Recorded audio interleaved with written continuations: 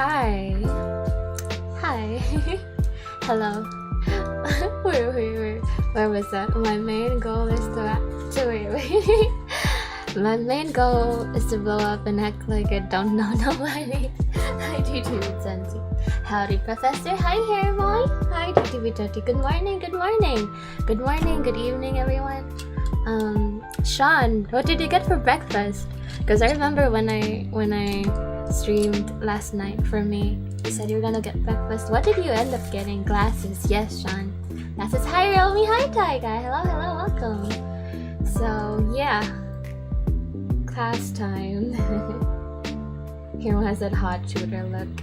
Okay, let's start this off with a fun story because Cohen Man reminded me of something. He had Taco Bell. I miss Taco Bell. Hello, hi Louisan. Hello, welcome. We had this thing in school where we basically cosplay.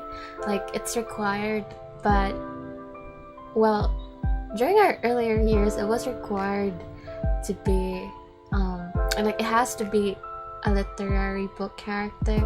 But later on, they were like, you know what? You can do anything. It can be a game character. It can be a movie character. Who cares? But yeah, I dressed up as this character from a 90s show, and it was like leather jacket and like a leather skirt and stuff. Anyway, at one point, I had a friend who was like, "Can I borrow your leather jacket real quick?" And then she let me borrow her cardigan. Required cosplay, yeah. Our school had required cosplay for some reason, and so she made me wear her cardigan, and she wore my leather jacket. And you know, I came across several of my friends, and they were like, "You look like a hot librarian." So yeah, no Panzo, hello. The background looks familiar. Yes, it's from Uncle Mugen. It's from Uncle Mugen. He gives. Well, he lets people use like his backgrounds as a free resource. Also, hi everyone. Yes, welcome. Teacher Omi's in the house. Yeah. No, I don't really think Teacher Omi today. I think I'll also be just reading with you guys. I'm also a student and I will struggle. Yes. Good morning. Yes. Good morning. Let's go. Hi Ken. Hello. But yeah, the background is from Uncle Mugen no Panzo. Gangster Romy when Punk Romy. Yeah, you see, my favorite style before was just like all black or leather. Sovanchin. Hi Sovanchin, welcome to my channel. I'm Hiromi Machizuki, but you can call me Hiromi Machi. And today we're gonna be reading a science book. Yes, it was recommended by Mid, one of our mods here, and he told me I should just read like chapters 1 to 3, so let's do that. But before we start, I just wanted to ask everyone how you guys are doing, because I still have my leather jacket. I wish I still had my leather jacket. Leather jackets are hot, especially black and red ones. The red ones are really hot, but I don't really see them being sold. Seeing Irma act like a delinquent looks hilarious in my head. Romy applies to be a student, gets told she's too mature. Yeah, the role thing. I applied for a voice actor role. Doing good. That's good, Sean. Are you getting dinner soon? Dinner, yeah? Is it dinner time soon? I applied to do like a voice acting role for a student character, the main character, and I was told that I sounded too mature for it, and I'm like, but ma'am, I am a high school student. She's like, yeah, but you don't sound like one. Leather jackets are hot. Like I can't wear them for 5 minutes before I start sweating. Yeah. Wait, BTB20. What's the temp in your country currently? You watch me on Twitch and YouTube? Thank you, Sylvan. Thank you, that's so sweet. Had a big late lunch, so I'm good for a bit. What did you have for lunch? Did you get some pasta? But yeah, you're not wrong, UTV20, especially in my country. It's very hot. in the Philippines, so you do start sweating a lot when you wear leather jackets. So they're hot in more than one way, in more ways than one. My teacher is roasting my classmates right now. Do you also want me to roast you guys right now? No, I fried chicken. Oh, fried chicken. It was nice today. -8 Celsius. -8. Okay, that's not too cold. That's.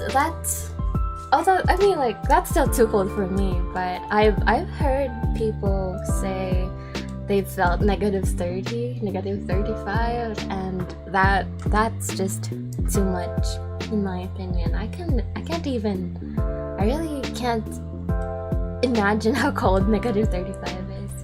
Doing fine. Job interview later in the evening. Good luck, Ken. Good luck with the job interview. I hope you ace it, and I hope you get that job. Go get the bread, Ken. Roasted chat coming right up. No. Yes, roast us. No, I'm not gonna roast you guys. Maybe in a different stream, but not today. I'm feeling nice today, so no roasting. So yeah, do you wanna dive right into our reading? 8.3. Okay, that's fine. As long as it's not negative, I can probably imagine it, and I can probably survive. For the negative ones, I probably have to practice. Last week it was around -25. Yeah, VTB20. VP said last week during my needy streamer overload stream last week, VP said it was -30 there in his place in Canada. Thanks, POV in here. Yeah, good luck, Ken. I really hope you get the job. Go get the bread. Okay, alright. Now Romy dying of heat, but Ken said cold. Yeah, that's why when Sean said last night that he has felt both -55, -30 and 55, like extreme cold and extreme heat. I just couldn't. I don't think I could never live in a place like that, cause the heat here already kills me, and I know that the cold will kill me too. So see, Goldman is spot on. How can you survive that temp? I already start dying at 26 degrees. It's been pretty nice in Florida. Florida, man. Mind me, we got hit with a freaking blizzard that closed down everything. No! Oh no. Like today? Wait, no, that was like last week. Never mind, sorry. But yeah, well, I hope no more blizzards come your way anytime soon, DTV20. Yeah, I remember like a few weeks ago, I saw my whole timeline was full of pictures from people in Canada. Like everyone was like, oh, look at the amount of snow in the road or on the road or in front of my doorstep, something like that. Tater is in Florida. Yeah, Cone Man, he said last week that he is temporarily a Florida man. Just have to stop dressing in shorts in the winter. Yeah, some people do that. I'm like, what are you doing? Only Front Dark 9. Thank you for following me on Twitch. I don't know if you're here on my YouTube stream right now, but if you are, thank you. But if you're not, thank you either way. Just sucks that you didn't get to hear me say thank you, but thank you. Yeah, we're about to get that blizzard here. Oh, Thai guy, stay safe. Stay safe, please. And keep warm. Yes, keep warm. But yeah, some people do wear shorts in the winter, and I also know that some people drink cold drinks in the winter. Like, what are you talking about? What are you doing? Like, are you okay? It's -15 outside and you're drinking a drink with ice. Like, I mean, I guess I can't really roast them for that, because I live in the Philippines and it's hot here and I drink hot water instead of normal temp water like a normal person would do. It's going to snow in Texas? Whoa. Hello, Hiromi. Unfortunately, where I'm at has really slow Wi-Fi, so I really won't be able to watch. But I just wanted to say hello. Hi, Mr. G. It's okay, and I hope you get Wi-Fi there soon. Is this going to be another chatting stream? No, it shall not be. Thank you for pointing that out, Mr. Go. I will pull up the reading now. I'm shivering like crazy right now. Yeah. I'm really surprised that it's cold in Australia. Make hot chocolate. Yes, please make hot chocolate. Can you make some for us as well? I would love one. Alright, so before this turns into a just chatting stream, let's look at the reading. So, here is the Emergence of Complexity by, I don't know how to pronounce this correctly. I don't remember my German lessons, but I'm just gonna say it as Jochen Fromm. I might have butchered that, but yes. The Emergence of Complexity by Jochen Fromm. Let's read the preface first so we know what we're getting into. Preface. You know what? I'm feeling a little funky today. What if we do this binaural mode? Yeah. Sometimes I read it in your left ear. Sometimes on your right. Okay. Preface. The main topic of this book is the emergence of complexity. Can you guys read it? Yeah. How complexity suddenly appears and emerges in complex systems, from ancient cultures to modern states, from the earliest primitive eukaryotic organisms to conscious human beings, and from natural ecosystems to cultural organizations. Because life is the major source of complexity on Earth, and the development of life is described by the theory of evolution, every convincing theory about the origin of complexity must be compatible to Darwin's theory of evolution. Evolution by natural selection is without a doubt one of the most fundamental and important scientific principles. It can only be extended. Not yet well explained are, for example, sudden revolutions. Sometimes the process of evolution is interspersed with short revolutions. This book tries to examine the origin of these sudden revolutions. Evolution is not constrained to biology. It is the basic principle behind the emergence of nearly all complex systems, including science itself. Whereas the elementary actors and fundamental agents are different in each system, the emerging properties and phenomena are often similar. Thus, in an interdisciplinary text like this, it is inevitable and indispensable to cover a wide range of subjects, from psychology to sociology, physics to geology, and molecular biology, yummy, to paleontology. Evolution knows no disciplinary boundaries.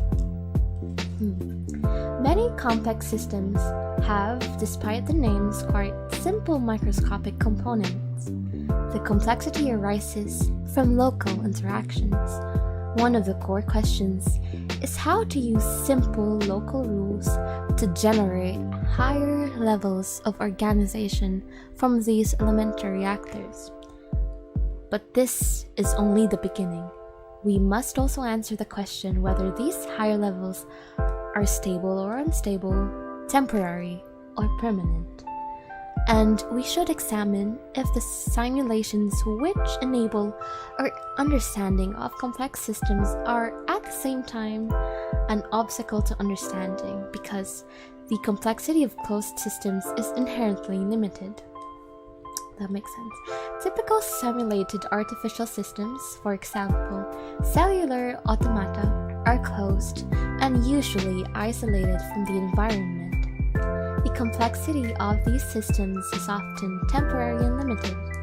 Typical real complex systems are open and embedded in or connected with other systems. The unlimited complexity which arises in natural complex systems is not temporary. To describe and capture the essential principles of complex systems, a unified language and notation is necessary. In this text, emphasis is placed on an agent-based view on complex systems. Many books on complexity and emergence are vague and unclear because they do not give a clear and precise definition or description of the main concepts in terms of agents. In my opinion, the only way to achieve a unified theory of complex adaptive systems is to use the counterpart from computer science. Oh, we're entering CS grounds. Multi-agent systems. The core ideas are illustrated with simple figures and graphics. Pictures cannot replace mathematical proofs or computational simulations, but they enable an easy understanding of the text. I agree. Although Julio M. Ottino has emphasized in his nature commentary, is the picture worth 1,000 words? That exciting new illustration technology should be used with care. He admits that visual imagination is a central element of scientific imagination and that images are often part of the thought process. Seeing is, in fact, inextricably linked to understanding and discovering, and like Linkus the sentry in Goethe's Faust 2, I don't know this, scientists are born to discover new things. I can't read German. I'm gonna skip the German line. Let's pretend we understood that line. Or do you guys want me to Google Translate that? It's not a food item, Romy. What's not a food item? Simulation? How are you supposed to say it? In Before Hero is actually an AI. This is meta-science or something similar. I'm white, fall asleep to Romy reading to me. Hi Breaker, hi Bimbo. Alright, I'm gonna skip the German line. Okay. Attempt to Google Translate. Okay, Ken, I will. Let me just pull up Google Translate real quick. Translate. Because I don't want to butcher this too much. I'm gonna listen to. Okay. I don't think I can copy it. I'm trying to. I feel like it's not copying. Yeah, it's not copying. So I'll just try to read this on my own. To all the Germans out there, I'm sorry. Hello, Hiromi Sensei. Hi, Zinoko, and welcome. Zoom Sehen geboren, Zoom Schoen. I can't do this. Zoom Schoen bestellt dem Termi geschworen. Default mir die Welt. Hey Breaker, you know how to speak. German, right? Let's pretend you did not hear me do that. Okay. The next one. Since I am a physicist and a programmer, very impressive. This guy is very impressive. I would love to be both. I use the familiar languages of physics and computer science, and I do not try to explain the fundamental terms here. A familiarity with the basic notations and terms of both subjects will be helpful in understanding the analogies and conclusions of the text. For example, in physics, the basic principles of quantum mechanics, tunneling processes, Heisenberg's uncertainty relation, the fundamental conservation laws, the terms mass and energy, the difference between conductors and semiconductors, etc. And especially in computer science, the terms agent, object and class, the basic principles of object-oriented programming, and the elementary operations of unified modeling language. Wow. Out of all the things they mentioned here, I think I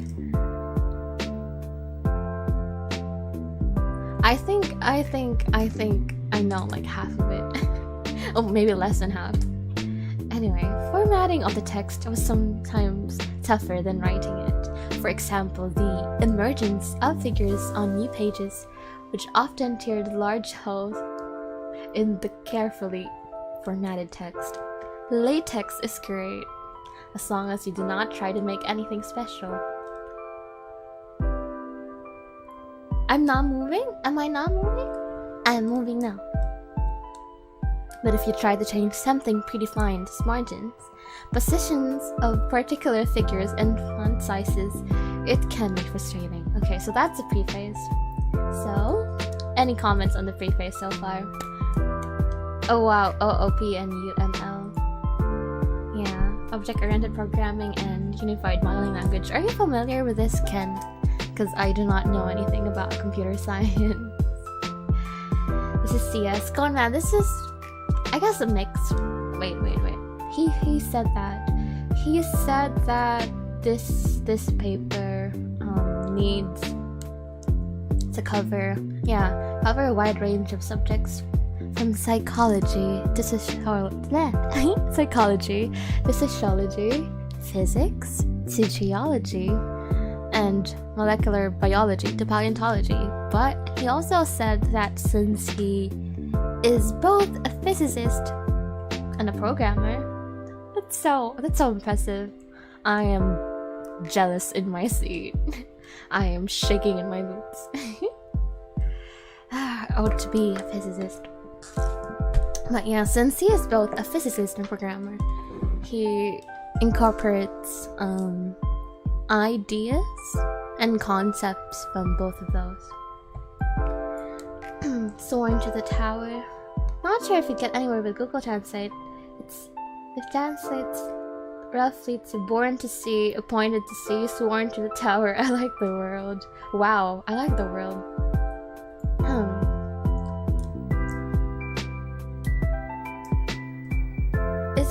Is it not moving? Oh yeah, I am not moving on. Huh. I guess I'm paused like this. I wonder why. Oh, I'm okay now. I see. So I was paused. That's what you meant. Thank you, Mystical, for pointing it out. So yeah, any comments on the preface so far? Sworn to the tower. Yeah, I don't know what sworn to the tower means. It's Google Translate. Yeah. Born to see. Appointed to see. Sworn to the tower. Born to see. Appointed to see. Sworn to the tower. I like the world. It's so funny. Is it really moving on your side, guys? I'm moving now. Am I moving now? Hello? Can you see me? Do you see what I see? Okay, thank you, Ken. I'm familiar with OOP and UML. OOP is, to an extent, a technique and feature in more modern programming language. Makes code more scalable. I think she's in cardboard mode. I'm back to normal, Tater. UML, off the top of my head, is a standard formatting for certain stuff like XML. What is XML? so many. Her arms being crossed make it seem like I'm about to be scolded for failing a test. No, I'm about to scold you for falling asleep in my class, Sean. But yeah, I agree. If your business involves tech, or using tech for your business, it makes sense, yeah. Kind of like how most well, not most, but like a lot of jobs nowadays require a person to like know basic graphic design, if you think about it. Like a few years ago, I don't think it was like that. I think jobs have become more demanding lately.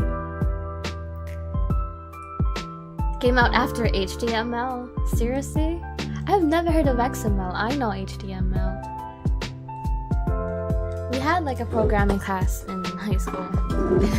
And actually I found some stuff from, like the other day, I found some stuff from that class. Not the first time a teacher's done that to me. Though, to be fair, let's just talk about class real quick. I do believe that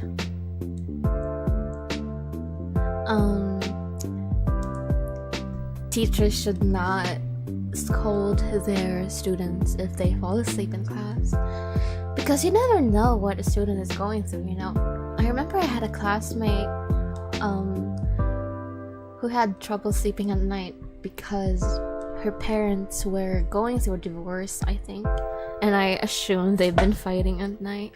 And anyway, so my teacher was kind of very rude and like scolded her so much, like telling her to wake up is fine probably, but the teacher embarrassed her so much, and she was like, you have no idea what happens at home, and she walked out of the classroom. And you know what my teacher said? No, actually, you know what? I don't think that's even stream safe, but the teacher was very very bad. XML is a markup language that uses brackets for formatting. I see. You know, I want to study CSS. Like, I want to know how to like create stuff from scratch using CSS, because a lot of stream stuff, the basic code for some of the widgets are very plain. I was gonna say ugly, but it's not really ugly, it's just very plain and basic, and sometimes I mess around with the CSS to like try to customize it and stuff.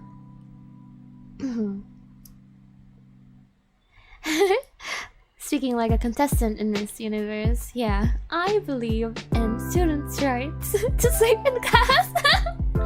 What an advocacy. Teachers should have no right to judge without knowing the full picture, yeah. I'm staying up all night watching anime or playing games. Well, even so, I don't think teachers should embarrass students in general. Like telling a student like privately, like going near your seat and going like, hey, wake up, it's probably fine, but I am strictly against calling out these kids like in front of the class and making fun of them. It's easy since it has a format. Yeah. Crispy99. Crispy99, hi, welcome. I like your name. Your name makes me think of chips, and I love food. But hi, Crispy, welcome. How are you doing? Is it morning or evening for you? I'm trying to remember everyone's time zone, basic time zone. But yeah, CSS does seem kind of easier. I can't be embarrassed, I have no shame. Sean, you know what? I am both for some reason. Sometimes I have no shame, sometimes I'm so embarrassed. I am too embarrassed for my own being. Evening for me. Good evening, Crispy99, welcome. I hope you get some dinner soon. So yeah, CSS is kind of easier, I guess, so I do wanna study it again. We've covered the basics in high school, but yeah, of course I've forgotten by now. So yeah, I'm not gonna read the acknowledgements. Alright, so Mid said you should only read up to chapter 3. Chapter 3 is examples. Alright, are you ready for this? Introduction. Alright. Open questions. At the beginning, the whole universe was not larger than a small dot. The dot of this eye, or the dot at the end of the sentence. How did this dot world become as complex as we know it today? Why did the Big Bang not form a simple gas of particles or condense into one big crystal?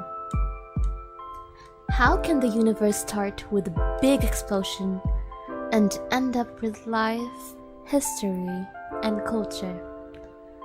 The universe is much more than just a turbulent mess of particles tumbling around each other.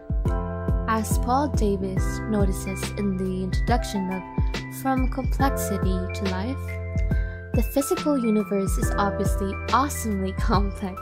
Awesomely. I did not know that I would read the word awesome in a paper like this, in a book like this. Anyway, moving on. He describes that complexity is found on all scales. On an everyday scale of size, we see clouds and rocks, snowflakes and whirlpools, trees and people, and marvel at the intricacies of their structure and behavior.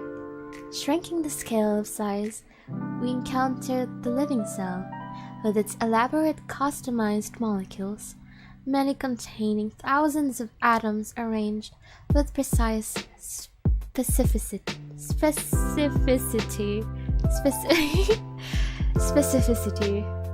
Specifics. You know what I'm saying.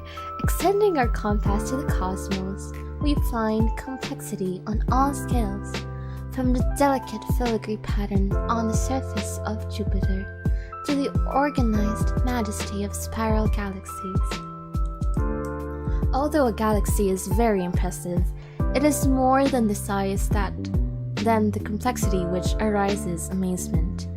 A galaxy has a diameter of many thousand light years, whereas a typical hurricane is a few hundred miles wide. Yet, their complicated spiral structure looks very similar, and even the eye in a hurricane corresponds to the black hole in the core of a galaxy. This has been emphasized by Eric J. Chison in his book Cosmic Evolution. Interestingly enough, the pancake shape, I love pancakes. The pancake shape, the spiral arm structure, the distribution of energy, the differential rotation pattern, and many other morphological characteristics of hurricanes bear an uncanny resemblance to those of spiral galaxies. Even the eye in a hurricane conjures up the purported hole in the cores of most galaxies. But a hurricane is only one complex phenomena among millions of complicated structures and processes found on Earth. Richard Dawkins remarked in The Extended Phenotype that each body is like a galaxy of cell nuclei. If we actually could wear spectacles that made bodies transparent and displayed only DNA, the distribution of DNA that we could see in the world would be overwhelmingly non-random. If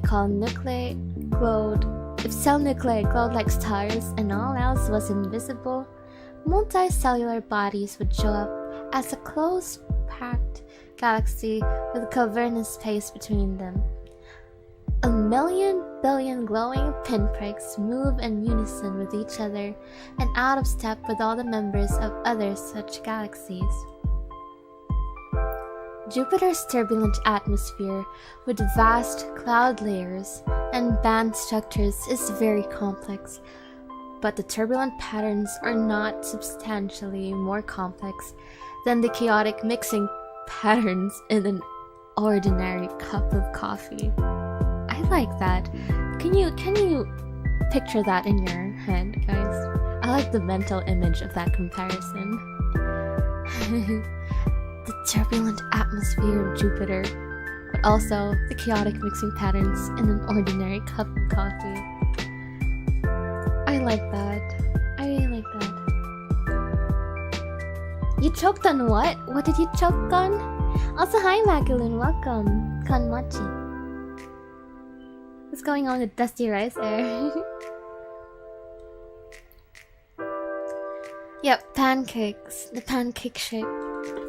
Also, yeah, I agree with Crispy. Go drink some water. Actually, I might drink some water as well. Yeah, I will drink some water as well. But yeah, I really liked that analogy. I don't know, I like the mental image that that sentence made in my brain. The comparison between the atmosphere of a planet like Jupiter and also just mixing your daily cup of coffee. So this is very well written so far. Anyway, I'm getting some water. Be right back.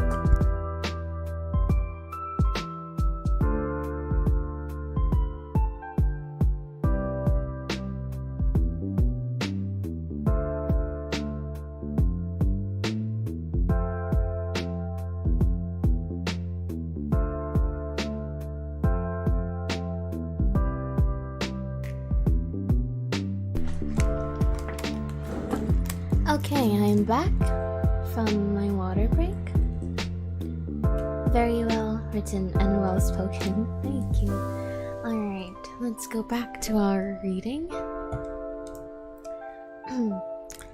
The dry, dusty, and dull surface of Mars with layered rocks, dry river valleys, and sand dunes is not more complex than the Namibian desert of South Africa. See, that's also nice, but I like the comparison between a planet and a cup of coffee more. Since a cup of coffee seems so small, at least a desert seems big. Deserts are big. We would all easily get lost in one. Anyway, all galaxies and stars are only the background or theater for the really complex processes of life on inhabitable planets like our Earth. What? Oh, yeah. For some reason, that registered in my brain as uninhabitable. Yeah. The life forms on Earth form together an extremely complex world. According to the Encyclopedia Britannica, more than 2 million existing species of plants and animals have been named and described, and many more remain to be discovered. 2 million existing species. From microscopic bacteria to 100 meters tall mammoth trees, the living beings cover all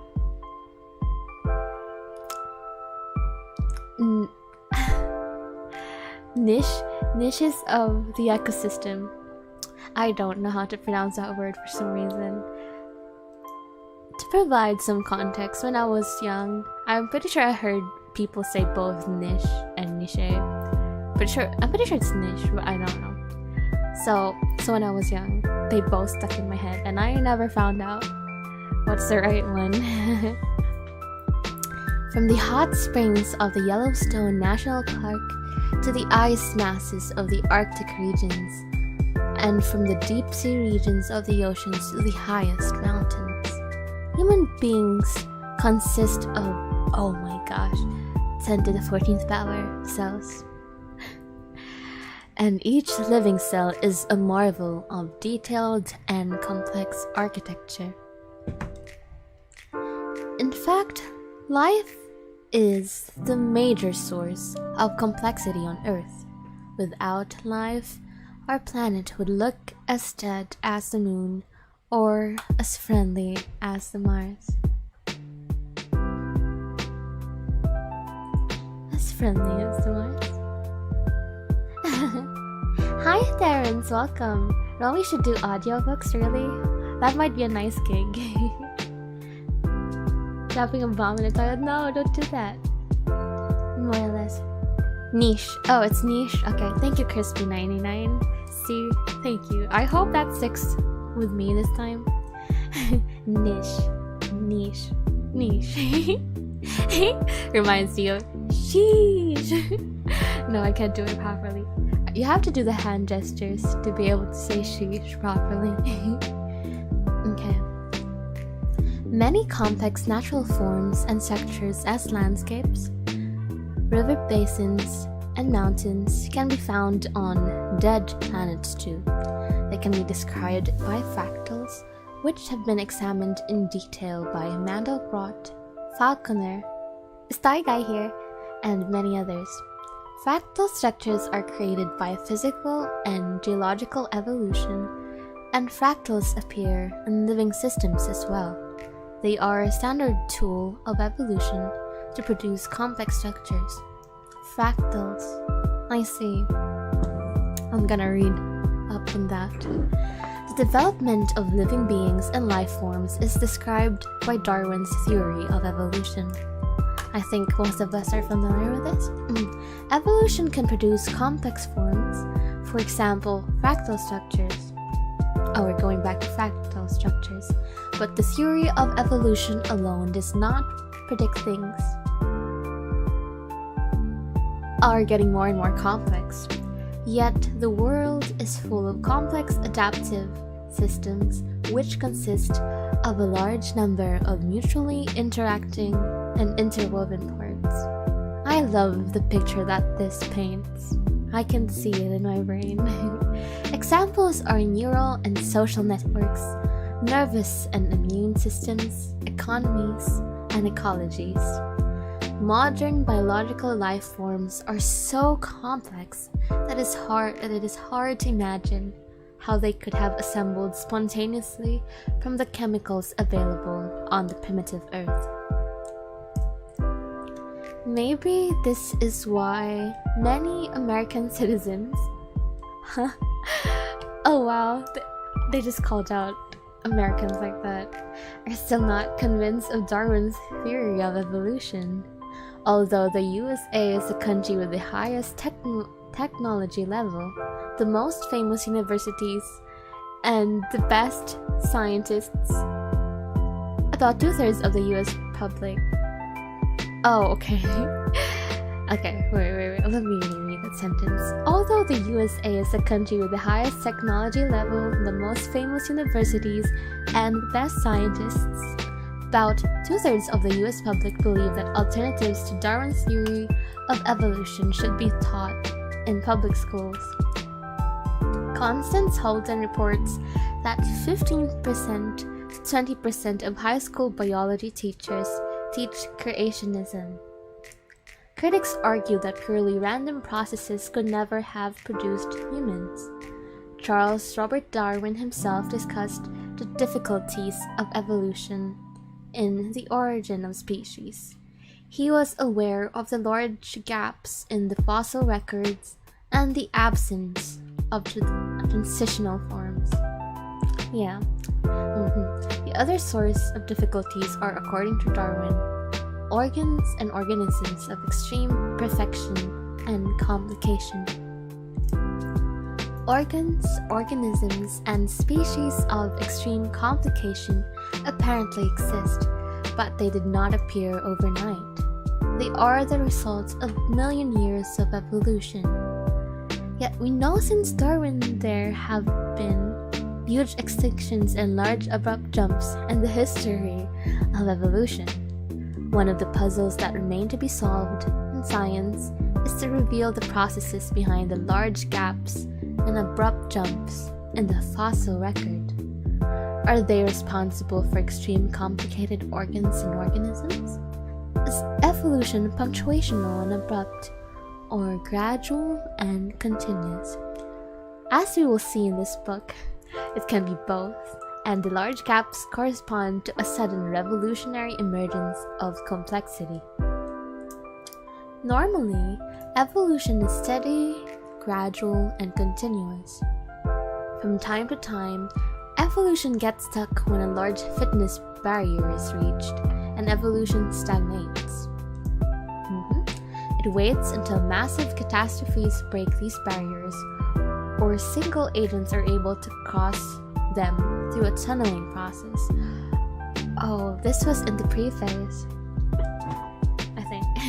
Anyway, revolutions in evolution. What a phrase. Revolutions in evolution are possible because there are natural obstacles for evolution which cause stagnation, deadlock, and jam. Fitness barriers set the boundaries of normal evolution.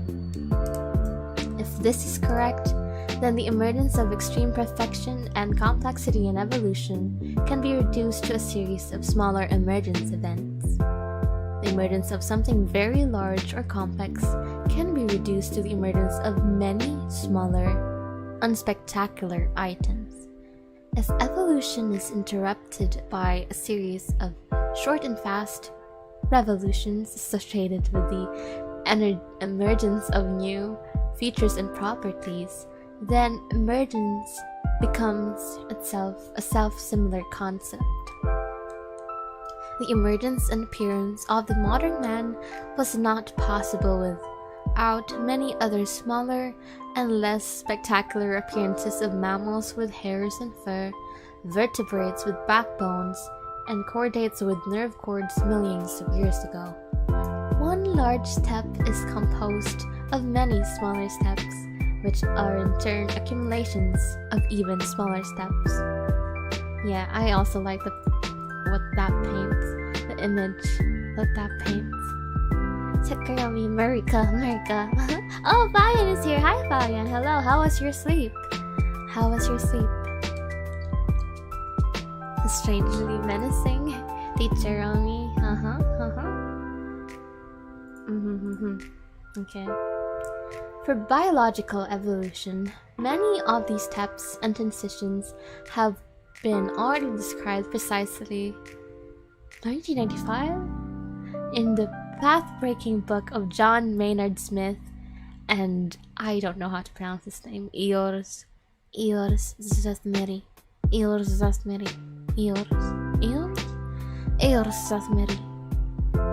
I hope I pronounced that right. They list the major transitions during biological evolution, that's in chapter 6, and they argue that the major transitions in the way in which genetic information is transmitted between generations are the main reason why complexity has increased in the course of evolution. The way in which genetic information is transmitted. Okay, so that's the main reason, according to them. But evolution knows no disciplinary boundaries, and it is not constrained to biology. Spicy. It is the basic principle behind the emergence of nearly all complex systems. In order to understand the evolution of complexity completely, an interdisciplinary examination of evolutionary multi-agent systems is necessary and essential. If the thesis of John Maynard Smith and Eors Zasmeri is correct, it should be applicable to other systems too. Okay. In this small book, we want to examine especially mimetic and cultural evolution. When I saw mimetic, my brain saw the first half of that word and went made with mimetic. Okay, I'm gonna reach out for a bit. Just woke up. Good morning, wait. Good morning. The Rs? What do you mean Rs? What the Rs? Zasmeri? Is that what you're saying? What a time to be alive, yeah.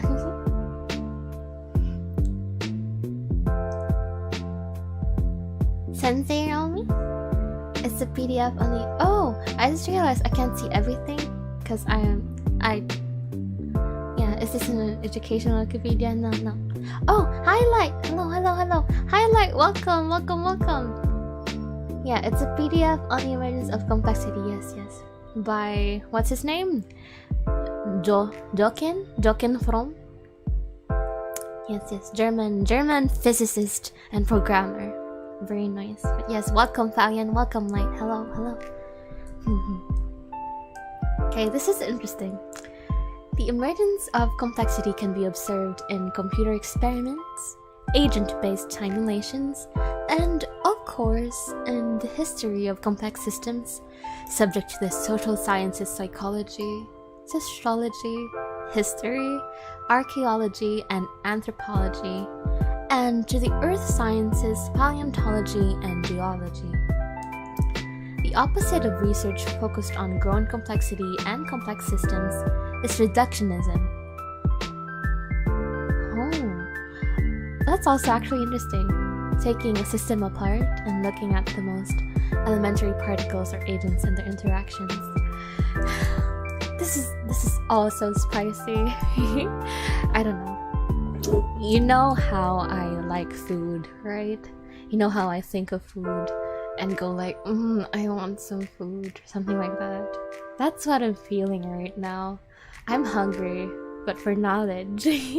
I'm like, I want to know more. So yeah. It is represented by traditional high-energy particle physics, in which researchers shatter matter into the smallest pieces, look for the most fundamental particles, and try to describe their interactions in precise mathematical terms.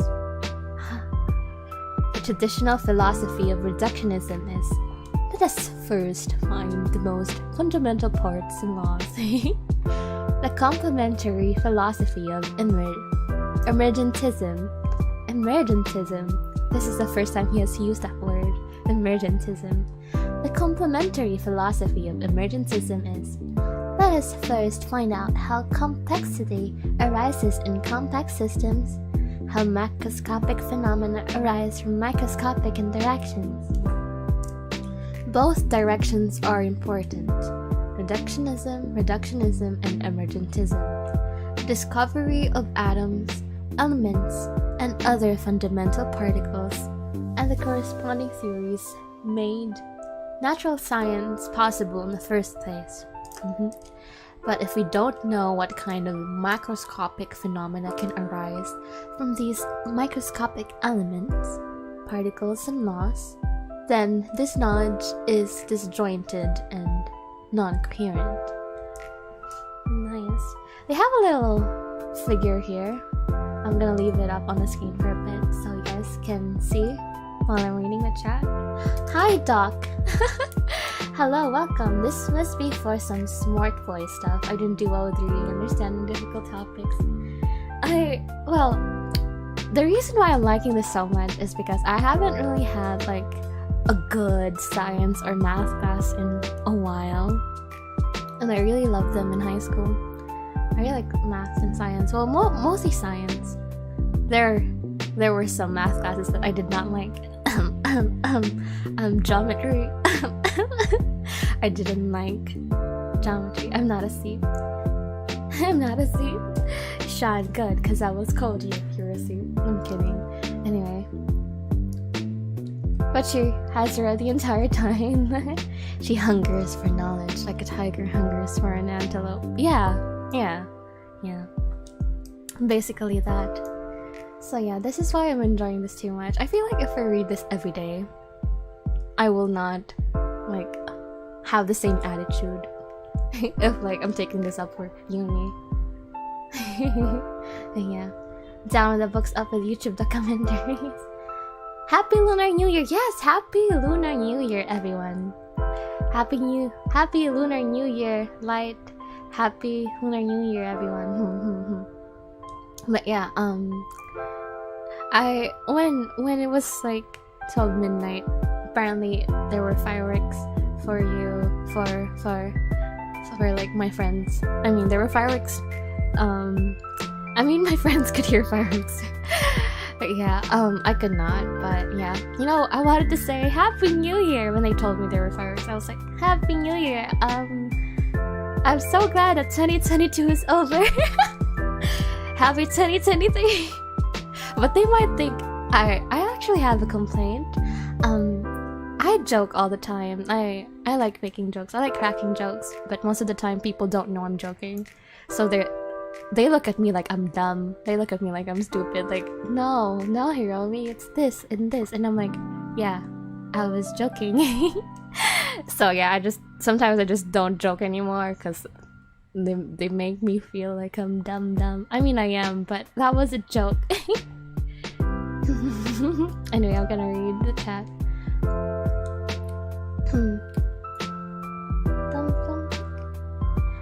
It's a meta-science topic trying to unravel the complexity of natural systems through the use of certain scientific models and analogies with other forms of science. Ken, you're my favorite student right now.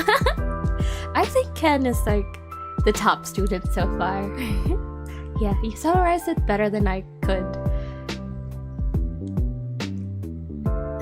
I don't know what to listen to anymore. My classmates debate or her mommy reading stream.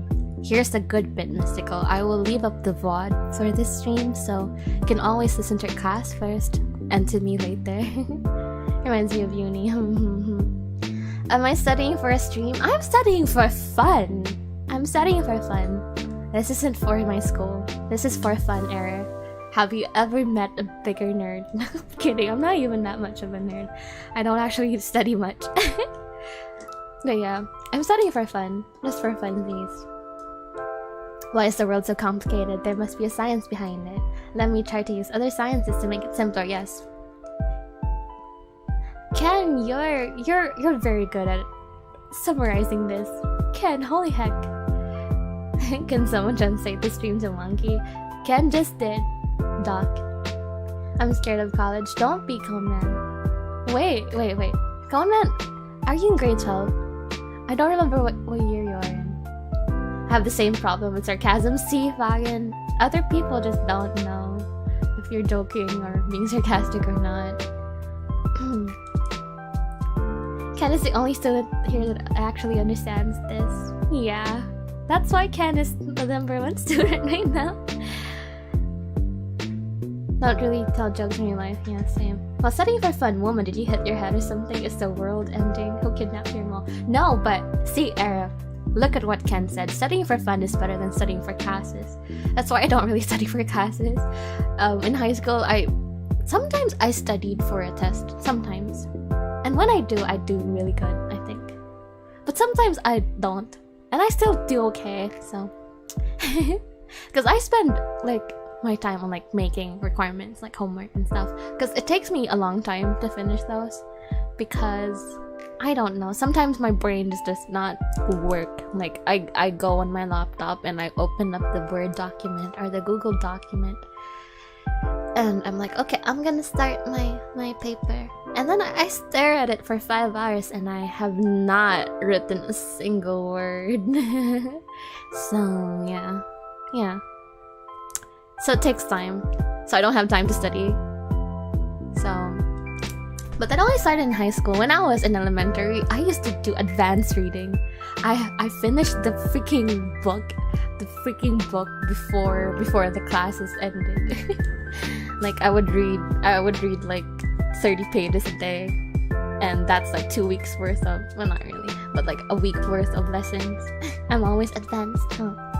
I'm in 12th grade. Okay. Also, hi, Papa. Konnichiwa, what's up, Ramiro? What in the actual freak is this? Yeah, hi, Baba. We're doing science class. This knowledge is Linux and programming. Oh, Doc. The writer is both a physicist and a programmer. So there's programming stuff here. It's always nice to stay curious and learn something new. Yes, Crispy. Exactly. I just listen at school. That's a thing, Era. I have trouble listening at school. Even before online classes. In real life classes and online classes both. During class, synchronous sessions. I have trouble listening. I will listen, but if I do nothing while listening, it will not enter my brain. I have to multitask for it to enter my brain. For example, if I'm playing a game while listening to class, I will understand the class and I will recite. I will pause the game to recite in class. But if you force me to not have any other tabs open while I'm in class, I will not understand a single word. So yeah. Chatting stream? No, I'm sorry. Sure, I found that interest in topic seems to wane if someone forces you to do it. That is so true, Valian. How old are you, Ken? Boomers in the chat. You feel like you're the boomer in the chat. He cheered on me with the glasses and sweater. Just notice it and it's a good luck. Thank you, Papa. I need audible learning. Well, guess what? I'm here. I am your audible reader for today. 75. That's not boomer. Also, yeah, you were never too old to learn. Bro, in online class, man goes... Yeah, exactly. Okay. Remember when Era was the youngest? Yeah, me neither. I think you're the youngest in the chat right now, Era. I think. Anyway, alright, let's go back. I didn't even look at the model, the figure. No, but I don't need this. I think I already understand what the point of the whole segment was. So I think like the figure would just confuse me. Okay. Emergentism is the observation of global emergent phenomena, principles, and structures in simulations or experiments. Usually, these are feedback phenomena which arise from local agent interactions and which influence them in return.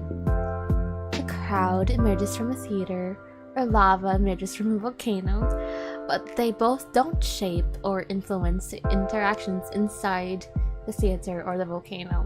Hey, okay, I don't want to talk too much in between these because it's already really good on its own, and I only talk to appreciate it, but I do have something to say about this line. I have a complaint. A crowd emerges from a theater, or a lava emerges from a volcano, but they don't shape or influence interactions inside the theater or the volcano. I'm not too sure. I'm not going to talk about the volcano part because I don't think I know enough about volcanoes to say anything against that line, but look at this. A crowd emerges from a theater. They don't shape or influence interactions inside the theater. No, but what if the crowd emerges from the theater, meaning they leave the theater while there's an ongoing production? What if like the whole crowd just ups and leaves? That would definitely shape and influence the interactions inside the theater, right? Am I making sense? I want to know if I'm making sense, but that's just my take. Because if I'm one of the actors on stage and the entire audience, or at least half of them, just ups and leaves, I feel like that would like cause problems and like change the course of the interactions of the people inside the theater at that moment. I know nothing about Linux, I'm sorry. Here I am, welcome Eric. Oh, volcanoes are earth dimples. It'll last like 2.5 hours instead. Yes, you're right, Coleman, but that's because right now I am putting commentary. I am injecting my commentary with this. With the reading. I'm not just reading, okay? If I'm tasked to just read, I will of course not put my own piece, say my own piece. I don't understand anything you just said, Romy. I'm sorry. Does this count as me being in class? Yes, and I am your teacher. Call me Prof. Romy. I don't like that, Prof. Hero. No, Prof. Hero me. Prof. Mochizuki. Professor Mochizuki, yeah, that sounds better. Yeah, that's a factor, doc. But yeah, you're making sense. I think the book wants us to take it to 30. Yeah, that makes sense. You're not wrong. I would be like, what did I do wrong? Yeah, that was my first thought, Fabian, when I read that line. I was like, I would cry. No, not really cry, but I would be like so upset, like what happened. And also I would be worried because maybe there was like something that made them need to go out, like if there's an emergency or something. I think the professional thing to do would be to just continue, but I would probably like ask, like, is something going on? Not very professional, but I do care about my safety as well, so. Professor Mochizuki, yes. I don't understand anything from the class, seriously? From the stream? Yeah, because you're watching both. Although I'm not one to talk, I just said I need to do 2 things at once to understand my class. But yeah, try focusing on one. I absolutely recommend focusing on your class first, Miss Mochi. Professor Cat. Hi, I am Professor Cat. Meow meow meow. It's either Professor Cat meow meow meow or Professor Mochizuki. I think I like the latter better. Alright, okay, I'm gonna go back to what I was reading. The name emergence in complex systems is used if there is a feedback from the phenomena to the agent again. Okay, makes sense. Immanuel Kant. Damn. Now we're going to philosophy? Ethics? I don't know. But damn, I've been watching The Good Place rewatching The Good Place. And yeah, he's a bad boy that's often mentioned. Kantian Ethics, yes. As Immanuel Kant says in his Critique of Pure Reason, concepts without percepts are empty. Okay, I don't know what percepts are. Concepts without percepts are empty, and percepts without concepts are blind. Ken, my favorite student, can you please explain what percepts are in the chat? Thank you. Also, Crispy, what was your age? How come you think you're the boomer in the chat? Okay, so on the one hand, concepts without precepts, categories without impressions, or theories without experiments are empty, abstract, and unprovable. For example, string theory in physics. String theory.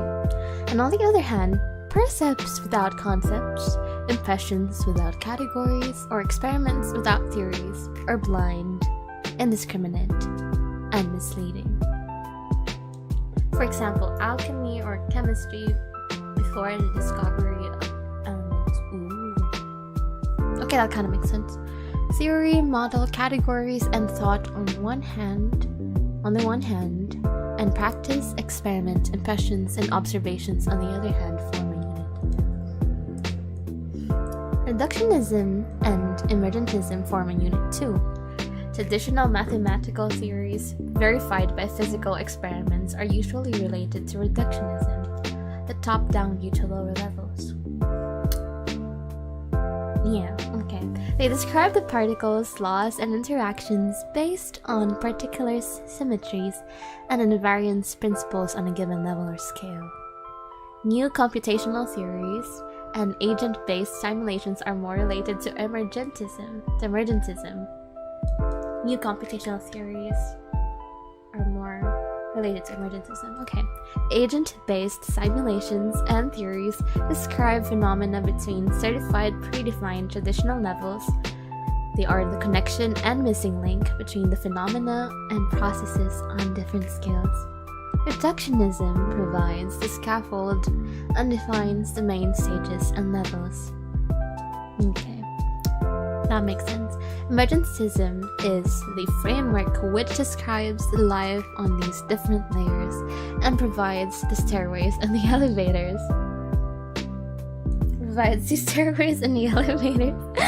That's kinda cute. Reductionism and emergentism are complementary and supplementary to one another. Emergentism needs a grounding and a base, while reductionism needs connection and coherence. Emergentism without reductionism is vague and unclear, and reductionism without emergentism is unconnected and non-coherent. Okay, time to look at the chat. Hi Nathan, welcome. Welcome. He goes to Fight Club. I'm in my 30s. Anything after 20s is boomer now. I suppose so. I don't really know. I think boomer is a state of mind. if you're like what are millennials? What are Gen Z into? I don't know. Actually don't know. But if you're into the stuff that younger people are into, I think you're not a boomer. At the same time, I've met people my age that are boomers. Like, I don't know, personality wise, interest wise, they're like 20, 21, but they act like a boomer. So boomers assemble. Boomer is a state of mind. Miss Mochi ma'am. Basically every house of knowledge needs a good structure to stand. Yeah. Hi Songwang, welcome, greetings. And your reading stream, yes, how's it going?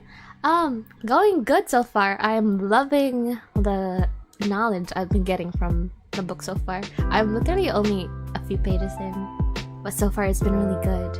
It's been really good. Mwah. Chef's kiss. Very chef's kiss. I really like it. I can feel my eyes glaze over as I try to understand. But enjoyable nonetheless.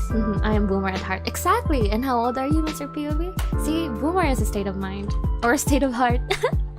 I probably somewhat of a boomer. How? Why? What makes you think that your mindset is of that of a boomer? But yes, greetings, Songwang. How are you doing? I'm doing good. How are you? I'm a boomer at heart. Aries is a zoomer. I'm a crochet old man's mind in a younger man's body. I would love to study crochet. I think I can do that. Because I used to do crafts as well. But I don't know. Maybe one day. Maybe I'll reserve it for when I'm older. Crochet. Because like my eyes would be too tired for like older as in like 60. I don't know. Oh, okay. Oh, I misread that. Papa. Maybe I just want to study crochet. Yeah, I've been thinking about knitting recently. But no, I can't. I don't have the time for it. Like, I think I need to like, I don't know, either study or like practice gaming or something in my free time instead of knitting.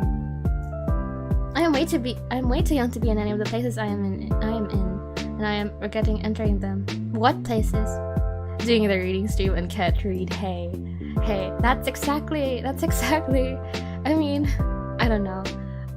What I'm trying to say is, I'm taking a break from reading. That's why I'm interacting with the chat. That's why I can't read now. This is a break from reading. Don't be too hard on me. Knitting stream. I would if I was already good at it. I don't wanna do a knitting stream where I'm still learning how to knit, because that would be funny. What if I mess up? And also I don't have space for a hand cam yet. Hopefully in the future, because I don't want to do stuff with my hands. Epic gamer grandma. Yeah, see, that's a thing. That's what I'm talking about. I should probably like start gaming now while I'm young. And just do the crochet later. Because like if I reverse it, if I spend time learning how to knit and stuff now, and I do the gaming later, I will be a gamer grandma. Grandma Hiromi. I'm gonna stay young forever. Yes, stay young forever. Grandma Hiromi. Too late to learn because it's 2:30 a.m. Yeah. Almost done debating. How is your group debating as well, Mystical? Because like, how can you focus if you're listening to me? Bro, Hirmo, imagine having space on desk. That's just a myth. That's true. There's a dabby note. Yeah, there's a dabby note. You're never too old to learn, Sir Doc. No, Mr. POV, he meant the time. It's too late to learn, because it's 2:30 a.m. Okay, let's go back to the reading. Where am I? Many former particle physicists like Murray Gell-Mann and George A. Cohen, the co-founders of the Santa Fe Institute, and Stephen Wolfram, I know this guy, Stephen Wolfram, the creator of Mathematica, have recognized early that particle physics is not the path to the ultimate truth and insight. Knowledge of the most fundamental elementary particles and their physical laws is not sufficient to understand all things. Yeah, duh. Sorry. New global macroscopic Yeah, duh. New global macroscopic phenomena, laws, and principles can emerge from many mutual local interactions on a microscopic scale. Even in theoretical physics, in which scientists look for the smallest and most fundamental particles, strings, and laws, scientists agree that finding the most fundamental particles and their rules is not enough.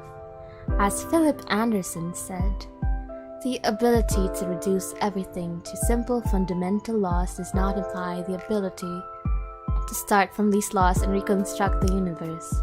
In fact, the more the elementary particle physicists tell us about the nature of the fundamental laws, the less relevance they seem to have to the very real problems of the rest of science, much less society. Neuroscience, for example, is very good in telling you how individual, single neurons and synapses work, and although there have been decades of research, no neuroscientist can describe or explain the whole picture, the overall pattern of activity.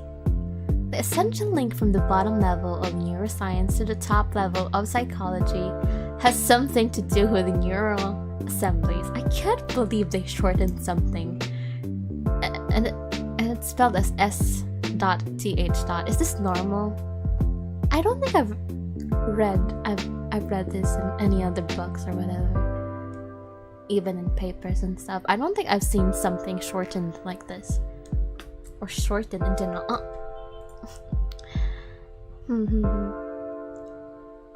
Yeah. Is this normal? Out of curiosity, what side of the US are you from? Oh, I'm not from the US, actually. I'm not from the US. I am from the Philippines. I would love to move out of the Philippines one day though, because, well, mostly because I'm looking for a certain kind of therapy for my mom, but yeah. But also just in general, because I do want to try out stuff that are not available here in my home sweet home, in my country. But yeah. But I do think I will also miss the Philippines if I ever leave.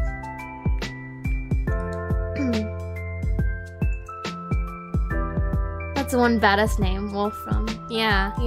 Wolfram is a badass name. It sounds so good. Okay. The paragraph you're reading is interesting because it's sort of referencing how math way back then was a tool for the physical realm. It wasn't applied for theoretical things.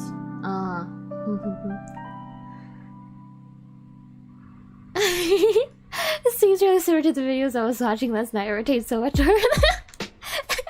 You're just bashing me. I'm feeling like they're explaining the most basic things in the most complicated ways by using scientific words. Actually, here's the funny thing. Can I just make a small rant?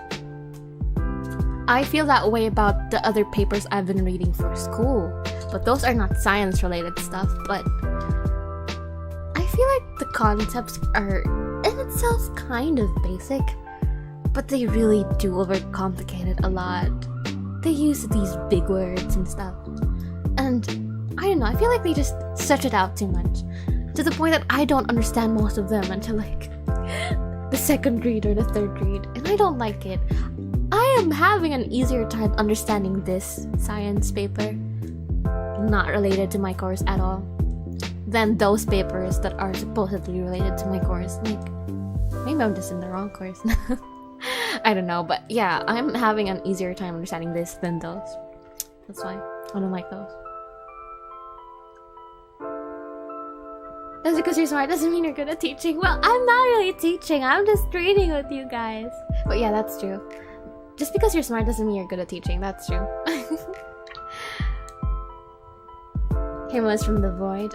Him was from Pluto. Her ship crashed and she escaped into the internet to get away from the men in black. Yeah. Hey, wait, no, I did not just admit to that. No, please don't call Will Smith. They have to make it so complicated, yeah. Where we explain Linux and programming to Hero. If he could do that, I don't know. Would I do good in programming? I don't know, I don't think so. It's a soft science introduction rather than 1 to 2 courses in, yeah.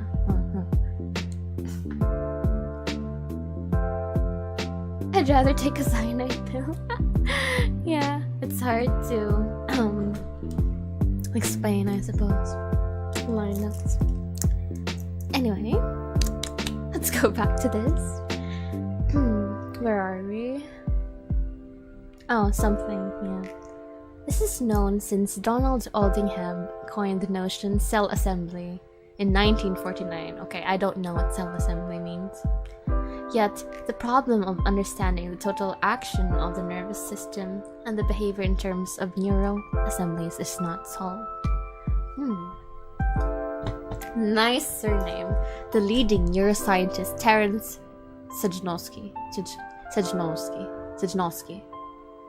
I like the way that's spelled. The leading neuroscientist Terence Sejnowski is confident that over the next decade there will be some answers. A news release issued by the Salk Institute to announce a publication in the September 26th issue of Science with the University of Cambridge professor Simon Lawlin says, "This is an important era in our understanding of the brain. We are moving toward uncovering some of the fundamental principles related to how neurons in the brain communicate. There is a tremendous amount of information distributed throughout the far-flung regions of the brain. In the past, we were only able to look at brain function by looking at single neurons or local network of neurons. We were only able to see the trees, so to speak. With breakthroughs in recording techniques including brain imaging, which gives us a global picture of brain activity, and advances in computational neurobiology, we can now take a more global perspective. We're looking at the entire forest, and we're asking the question, how has the forest evolved?" In other scientific fields and areas, researchers are asking similar questions. The important common questions about complex adaptive systems are the questions about the emergence of complexity, the role of self-organization, the origin of cooperation and specialization, and the relation between different complex adaptive systems, inclusions, embeddings, and hierarchical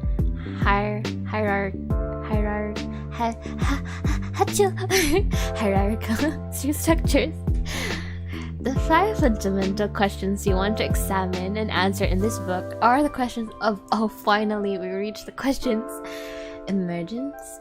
How can global structures and phenomena suddenly emerge from simple local interactions? Self-organization.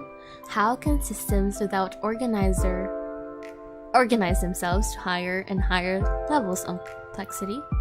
Cooperation. Why do selfish agents cooperate with each other to form large groups, teams, and clusters of agents? Composite or aggregate entities. Specialization. How can agents produce an aggregate entity that is more flexible and adaptive than its components? Okay. How can agents produce an aggregate that is more... Okay, that makes sense. Inclusion and embedding. How are different complex adaptive systems related to each other? So, time to look at the chat. Okay. Teaching is a skill, yeah. It means a way of how cells connect with each other rather than getting all messed up with other cells. Oh, cell, the thing I asked. Cell. Something, the thing that this guy coined. Hold on. Let me scroll back. Oh, what did you coin? What was that? Cell assembly. Thank you, Noah. Thank you. Alright.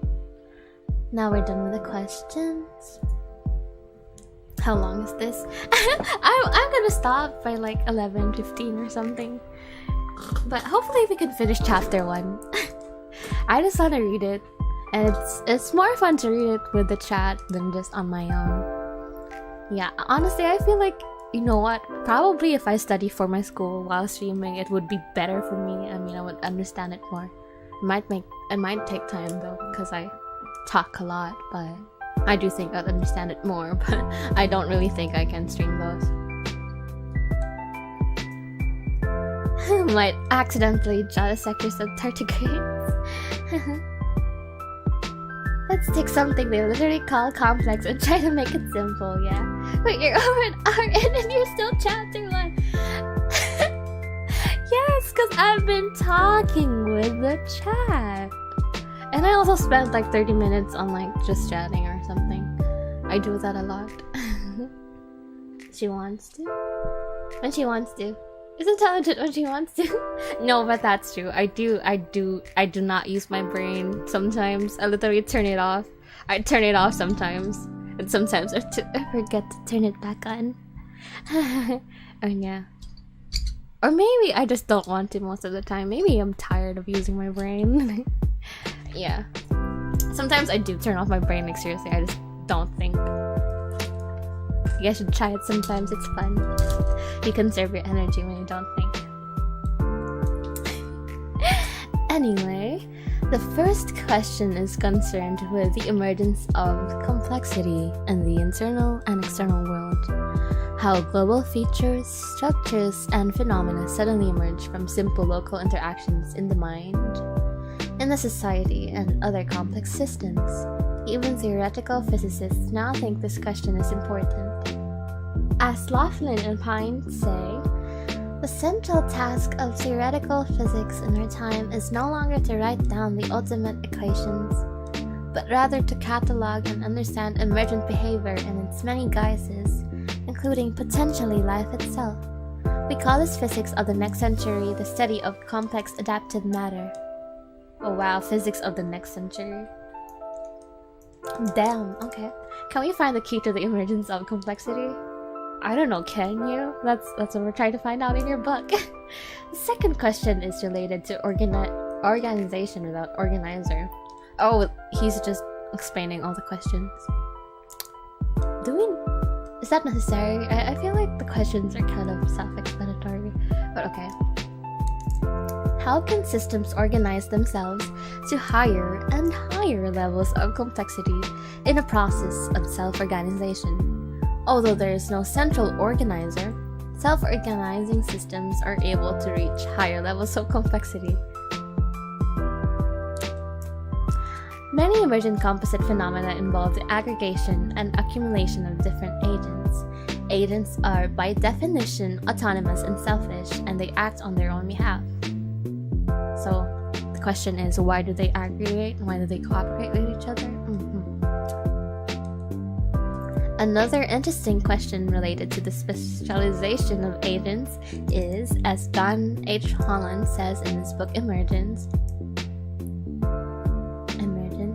how can the interactions of agents produce an aggregate entity that is more flexible and adaptive than its component agents?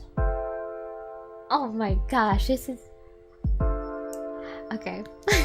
And finally, Murray Gell-Mann argues in his article about complex adaptive systems that especially the connections between different complex adaptive systems are interesting. I feel like that sentence is wrong, but I might have misread it. Some of the most interesting questions about complex adaptive systems have to do with the relations to one another. We know that such systems have a tendency to spawn others. One of the most important branches of the emerging science of complex adaptive systems concern the inclusion of one such system in another. Can a new complex adaptive system emerge or appear in an old class? How is such a new class embedded and included in an already existing and established system? We will take a closer look at all these interesting questions in the following text. Oh my gosh, now we're just explaining every chapter. Okay, maybe you're right. Maybe I am taking too long. Tired of being smart? No, I'm not tired of being smart. I never said that. I said I'm tired of using my brain. Just using my brain. Strangely enough, my brain automatically translates all this complex stuff to monkey language. See, that's what I think so as well for me. That's why it's easy to digest somewhat. Accidentally click the comment button, yeah. You did accidentally send it. Well, typing. Okay. In the first chapter, we look at the definitions of complex adaptive systems, emergence, and self-organization. consider temporary forms of emergence and examine the emergence of complexity within a species or lineage by repeated recombination or continuous merging and splitting of elementary units. Oh god, okay. Repeated recombination or continuous merging and splitting of elementary units. Okay, that makes sense. We will look at the right tools for examining complex systems, multi-agent systems, and cellular automata. I don't know either of those, but hopefully they would explain. Although physicists neither study complex systems nor have the right tools to study them, physical notions like energy and entropy can be useful to understand complexity. Okay. In Chapter 2, we deal with small jumps in complexity caused by ordinary lineage splitting, cladogenesis, bifurcations of phylogenies. Okay, now it's hitting. I don't know what bifurcation of phylogenies mean, and the emergence of new species or agent classes. We show that they are equivalent to a transfer of complexity from an internal to an external dimension, or to the transition from to have to be. Transitions across the natural agent boundary for more complex agents arise through the basic forms of object interactions: aggregation, composition, and inheritance, specialization, which are again merging and splitting operations between agents. They can be used to cross the agent boundary. Okay, I'm taking this all in. In Chapter 3, we look at some major examples of inheritance and mimetic phylogenies, trees of evolution. For different complex adaptive systems, subject to mimetic or cultural evolution. These cultural evolution trees look, of course, very similar to the more familiar trees in natural biological evolution. A huge biological phylogenetic tree can be found in the Tree of Life special issue of Science, June 2003. Science magazine. I like how they just call it science. No effort. Or like not even a single additional word for it. It's just science. Yes, this is science. Kind of like Time magazine, I guess. No, but Time magazine is okay. I feel like science is funnier.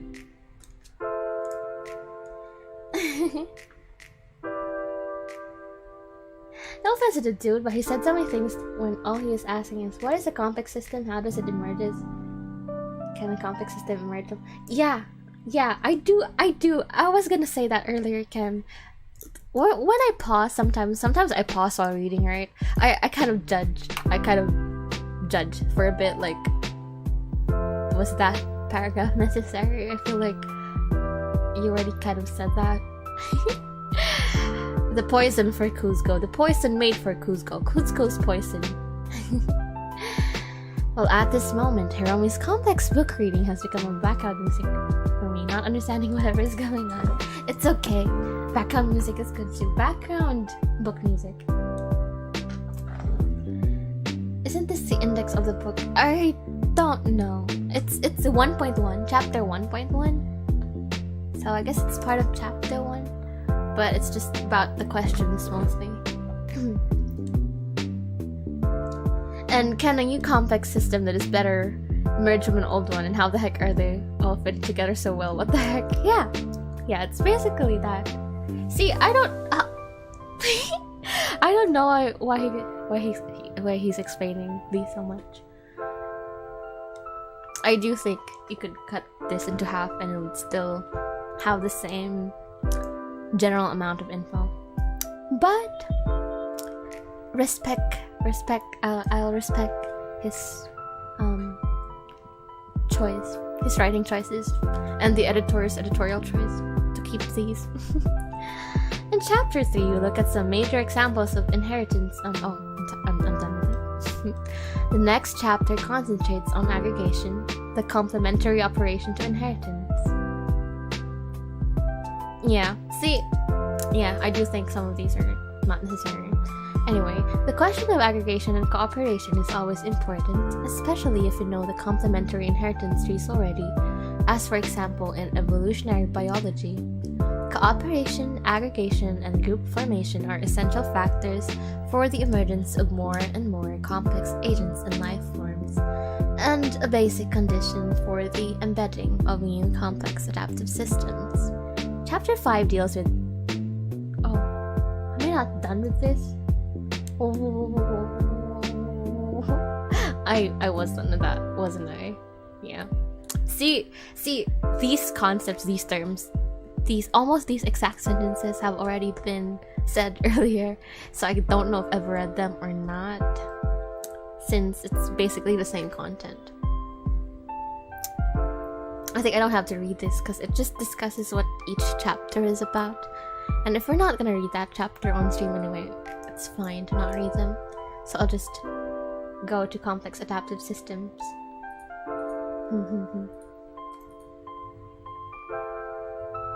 Yeah, you haven't slept yet? Wait, oh no, but you have class, don't you? Yes, you can't sleep. But please get some sleep after class, or not sleeping is very bad. Okay, here we go. Complex adaptive systems. Complex systems consist of a large number of mutually interacting and interwoven parts. Examples are neural and social networks, nervous and immune systems, ancient and modern cultures, languages and writing systems, economies, and ecosystems. The general approach to study a complex adaptive system is a computer simulation in which repeated iteration of simple local rules in a population of interacting agents leads to complex global phenomena. In the following, we use a definition of a complex adaptive system based on John H. Holland and the notion of an agent. A complex adaptive system is a complex self-similar collectivity of interacting adaptive agents.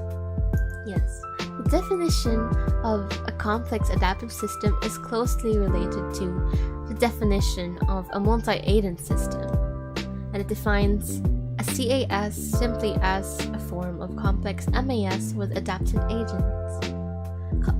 A form of complex MAS with adaptive agents. Okay, that makes sense. A multi-agent system is defined as a system composed of multiple interacting agents. Is it just me, or is it funny that the definition is basically just the name of the thing also? Like, you could not give me the definition and it's still the same. But yeah, I get the difference between the MAS and the CAS. CAS and MAS do not only sound similar, they also describe the same systems. Whereas the name CAS is associated with the high-level phenomena and sectors of a complex system, the name MAS is associated with the low-level components and elements of it.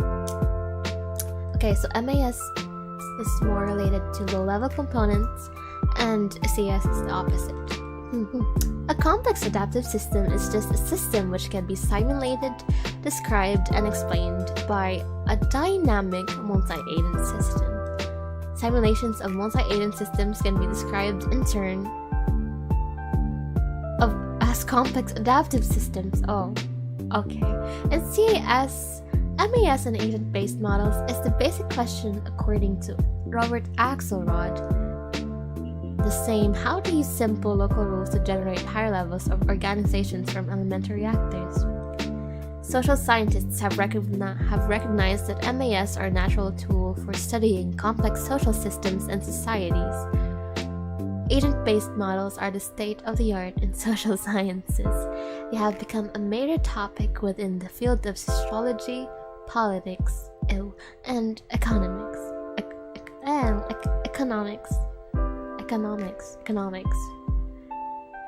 Politics. Since Minsky's famous book, The Society of Mind, we know that we can apply them also to understand the mind and behavior of neural networks. A society of mind? That's actually interesting. I think I'd like to read that more than this. I like this one as well. Copy pasta reading stream? Maybe. Maybe I will. Yes, go eat lunch, Mr. POV.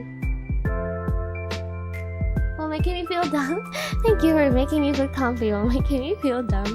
I'm sorry. I didn't mean to make you feel dumb, but don't worry. I'm also trying to understand this.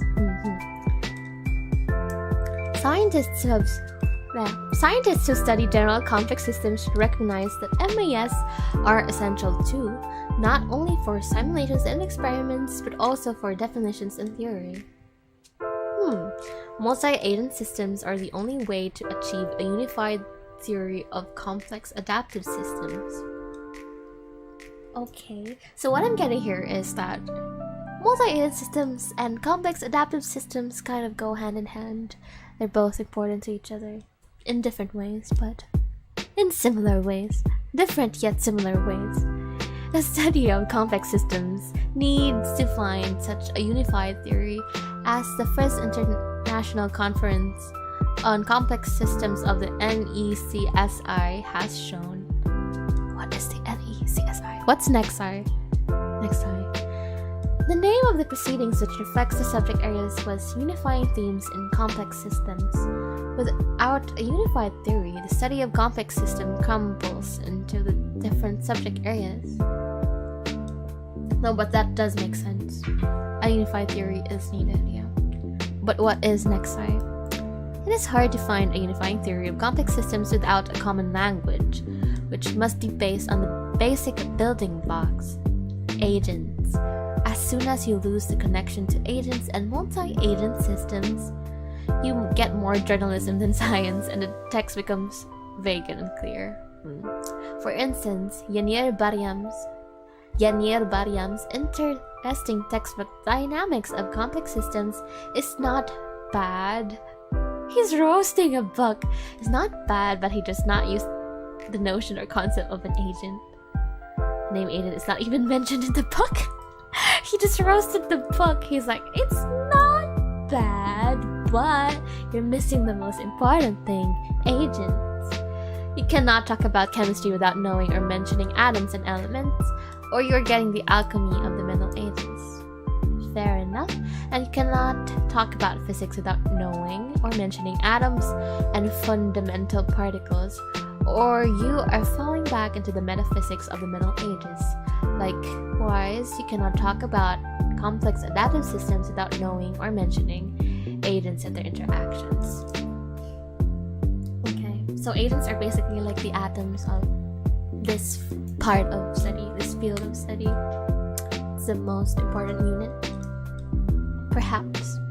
This has been noted and criticized by John Horgan in his June 1995 Scientific American editorial entitled From Complexity to Perplexity.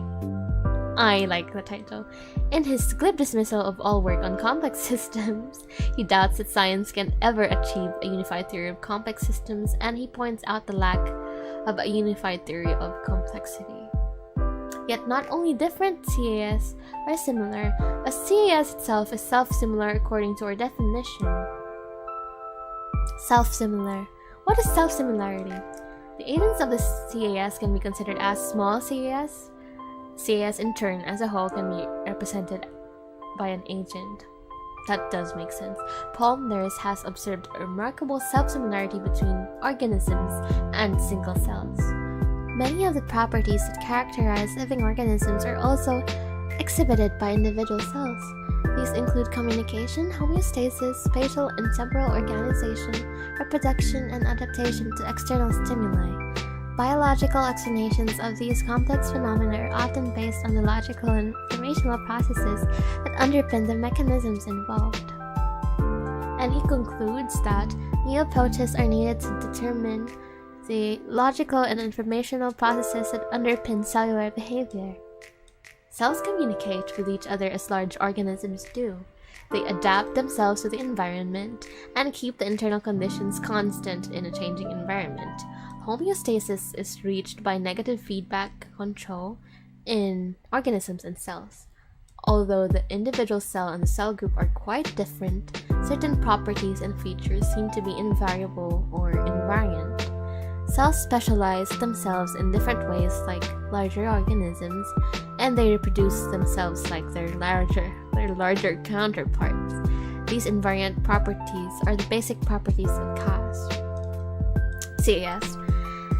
Communications and complexity by specialization and cooperation, adaptation, feedback, growth and reproduction, and system with spatial and temporal organization. Okay. Ew, politics, yeah. I don't know, I just don't like talking about politics. It lost me after I tried to define and explain the importance of theory of God theory. The book lost you after that?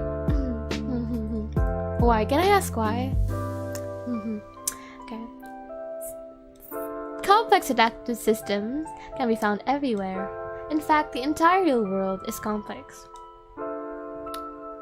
I feel like that's a given. Thomas Witzek argues, because almost every real system is inherently complicated, to say that a system is complex is almost an empty statement. Yeah. Couldn't an institute for complex systems just as well be an institute for almost everything? Yeah. He points out a fundamental flaw or problem of complex adaptive systems. The theory of complex adaptive systems has the power to be the theory of everything or nothing. Yeah, I get that. The theory of complex adaptive systems has this power to be the theory of everything or nothing. It explains nothing if the scientists cannot find a unified theory. It explains everything because the entire real world is complex. Here we go again with Nexi. I don't know what Nexi is. There are 3 major CAS research institutes for almost everything which try to solve this problem. The famous SFI, Santa Fe Institute. Nexi, no idea what the neck is.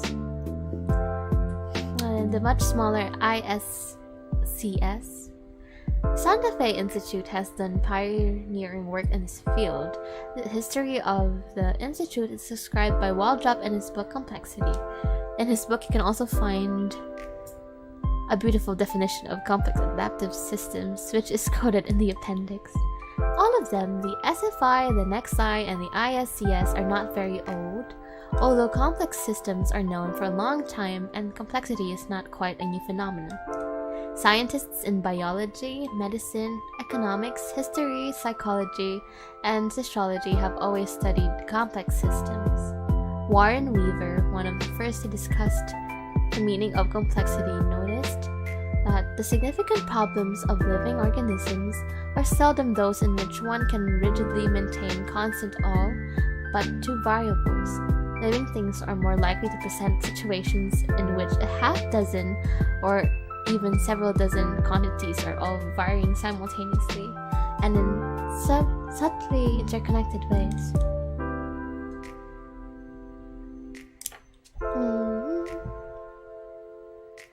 Okay, and he goes further and predicts it is tempting to forecast that the great advances that science can and must achieve in the next 50 years will be largely contributed to by voluntary mixed teams, their activities made effective by the use of large, flexible, and high-speed computing machines. Weaver was right. Genetics and molecular biology would not be possible without computers, and since the development of faster and better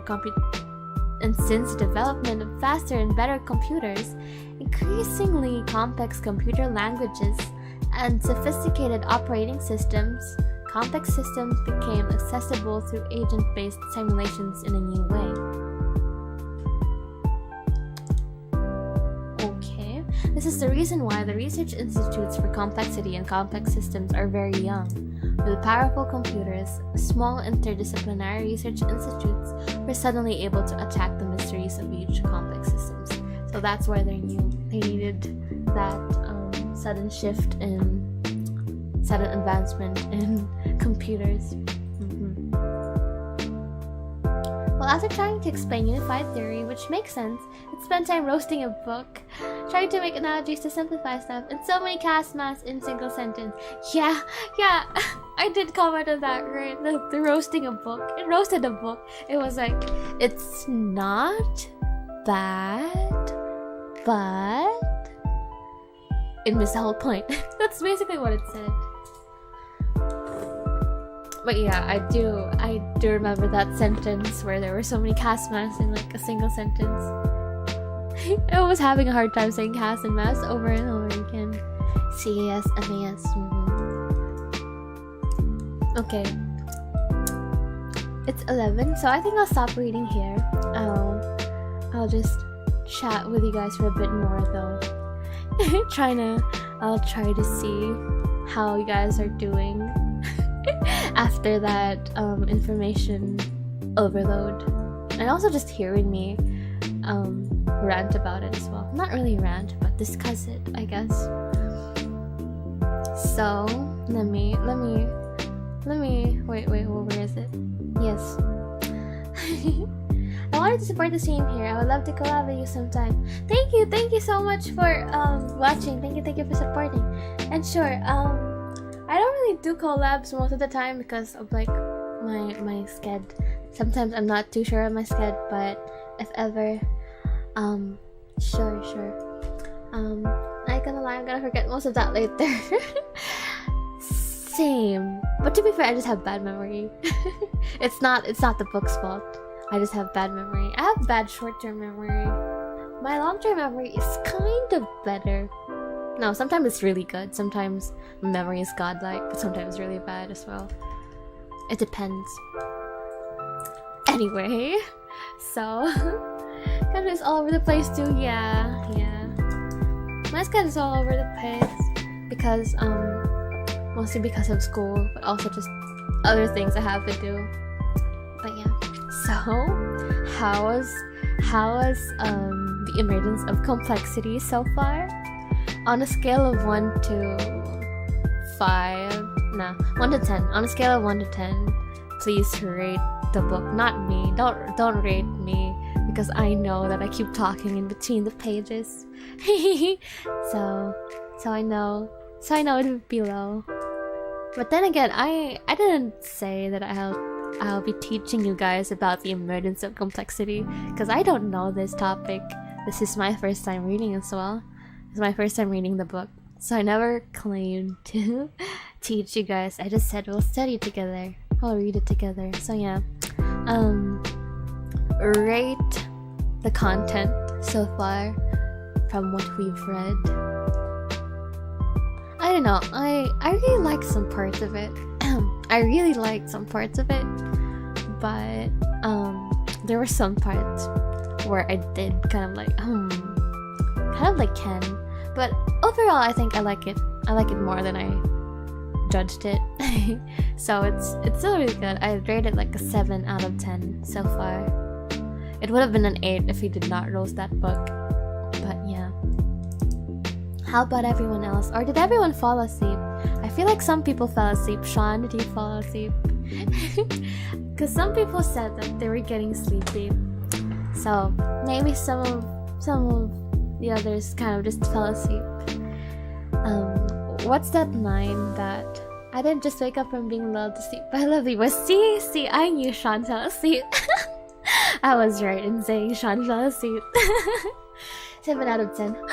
Ken and I have the same rating. Ken, this is why I said you're my favorite student. We're on the same page. Yeah, 7 out of 10. It's discussing important stuff. When it mentions astrology, that's when it clicked for me, but it's too technical at times.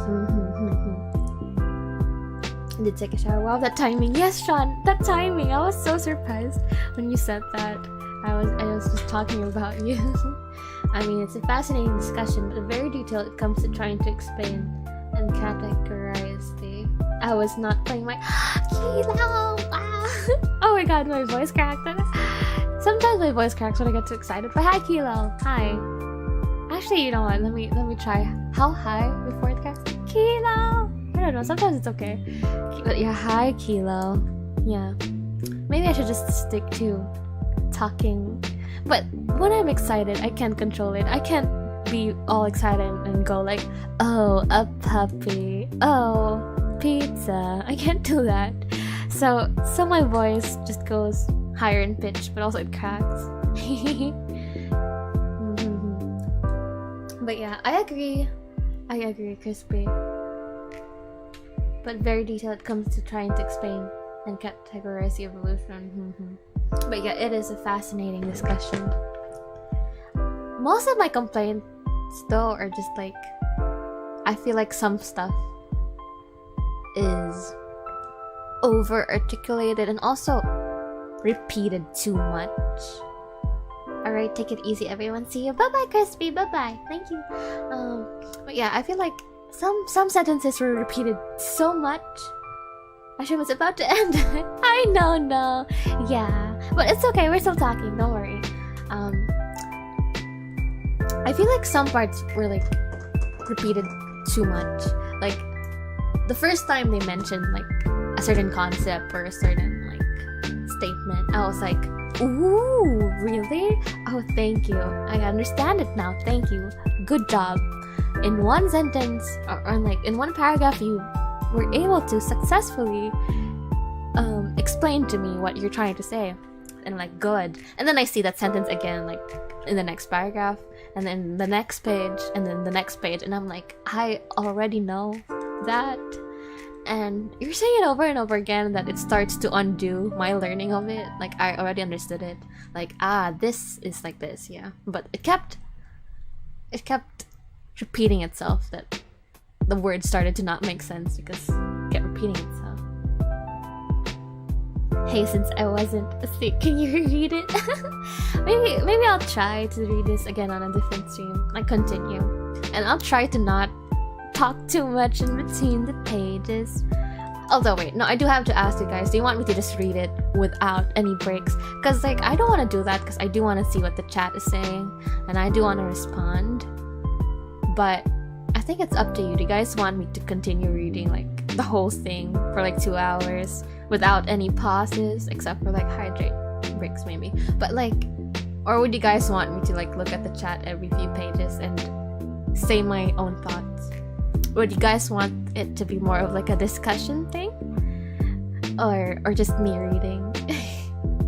Because I'm okay with either.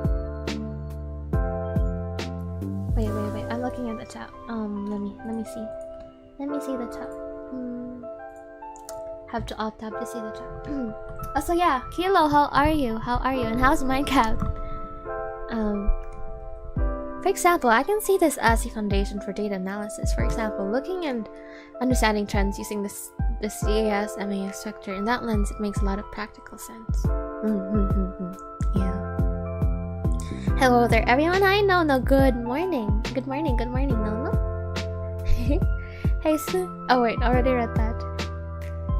No, don't do that. You'll tire yourself out. I like that you interact with chat.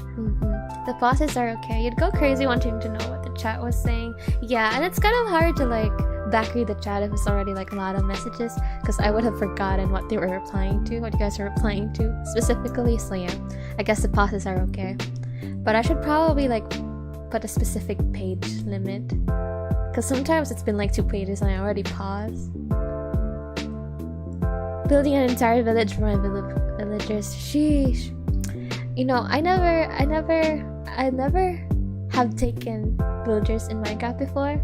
I kind of just go to a village. I go straight to a village. I steal their stuff. I'm so sorry. Very embarrassing, but I do steal their stuff. I steal their beds. I steal their whatever's in the chest. I steal their crops, and I just leave. I don't know how to enslave villagers. I mean, I don't know. Some people take the villagers to their basement, or like, yeah. Or have like a villager village for them. Yeah, I don't know. yeah, no. But yeah, I don't know how to do that. I don't know how to like make them follow me or something. So I never really got a villager for myself. Kind of just take their stuff and leave them be, and they just stare at me. I'll have to teach you to play one day. Yeah, they're worth keeping now. Yeah, I heard. Yeah, I'm pretty sure they're necessary for like some good builds and like nice farms or whatever. But yeah, I have no idea how to do that. But yeah, to be fair, I never really bothered to learn about it. Kidnap them with boats. Oh, so that's how you do them. So that's how you do that. Yeah. Because I started playing Minecraft 2021, and I was just fascinated with farming, with manual farming. That's all I did. I made like 3 farms. And they were all manual. And I just went every day to like collect the crops. And I mined, I guess. Yeah. They sell enchanted. Yeah, I know some villagers like trade and sell stuff. That I know, but yeah, I don't know how to like move them into a trading hall or something. I've seen trading halls, but I don't know how to make them. But yeah, I guess kidnapping them in the boat, yeah. Agriculture is underrated. You know what the funniest thing I've seen with someone playing Minecraft? Oh wait, that was not... Was that Minecraft? Oh yeah, I think it was Minecraft. They were like cutting down trees and they were like, ah yes, deforestation. I lost it when I heard that. Crazy stuff. Most players tend to just keep them installed in the trading hall. Yeah. Yeah, I think the trading halls I've seen are like that as well. But yeah, I don't know how to bring them to my base. It's the problem. But yeah, now I know. Kidnapping them in boats. Kidnapping the children. I've also seen breeding grounds for the villagers. It's kind of funny. To be fair, most things are funny to me. Also, no, Silo, sorry, Kilo. I have not bought Deep Rock Galactic, and is it still on sale? You know what? That's what I'm gonna do. I'm gonna my homes and names. I like to give them homes and names. That's kind of cute, Kilo. You know what? It's kind of like you're adopting them instead of just kidnapping them like most people do. Since you're giving them a home and a name, that's kind of sweet. And backstories, Kilo, you're nice. I like that. I feel like that's something I would do. Enabling kidnapping since the 2010s, yes. Pewter chamber. Alright. Also, I do have a question. Do you guys watch Dream SMP stuff? Because I do not. But I am interested. I am curious, but I've never had a chance to watch anything from any of the Dream SMP streamers. But I am curious as to what's going on in that server. If you think too hard about it, Minecraft is ethically great. Minecraft definitely is. I've seen a lot of, just the use of villagers in general. Yeah. But then again, isn't Minecraft just like an Earth sim? You start from you remember the milestones, achievements in Minecraft, right? Start from stone and then you get silver and stuff. It's basically just an Earth sim, and to be fair, the history of the Earth is basically the same, very ethically gray. So I get why it's like that. Because it's bad enough for something that's ethically gray. So yeah. I watch Minecraft stuff, but anyone but Dream. Yeah, see, Dream's very popular, but I've never really met anyone that's actually into Dream, so I don't know. But yeah, I do want to know what's with the SMP. So yeah, I know Carl Jacobs is part of the Dream SMP. No Dream. Deep Rock is 50% off right now. Yeah. Oh, so the sale is still ongoing. Okay, I'm gonna open Steam real quick. I'm gonna open Steam. I know I did this last stream as well, but I need to like share my Steam wishlist and stuff, because like I need to discuss before I buy something, because like I need to justify to myself that it's actually good. I need confirmation that I have good stuff on my wishlist. So yeah, let me pull that up. Also, I have Sims 4 now. I have Sims 4. I want to play it so bad. But also, I don't think I should yet. But yeah, even if I buy Deep Rock Galactic right now, I don't think I can play Kilo. Because like, I think it's heavy for the laptop. I think it's a bit heavy for the laptop, especially because like I'm trying to take care of the laptop. Oh, before we go, here's my schedule, by the way. Media source. This is media source? No, I'll just put it in manually. So this is my schedule. Hold on, let me bring it up. February schedule.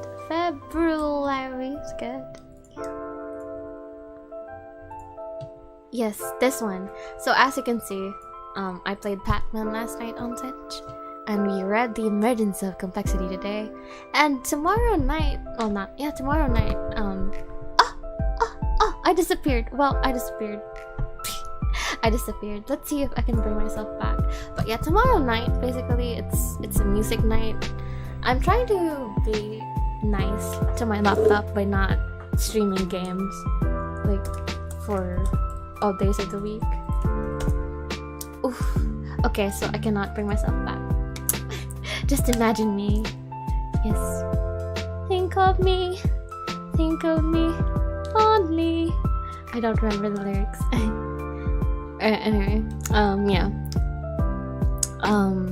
So yeah, I think it's a bit too heavy. So even if I end up buying it, it's probably not gonna be played until I don't know how long. Is invento a pun?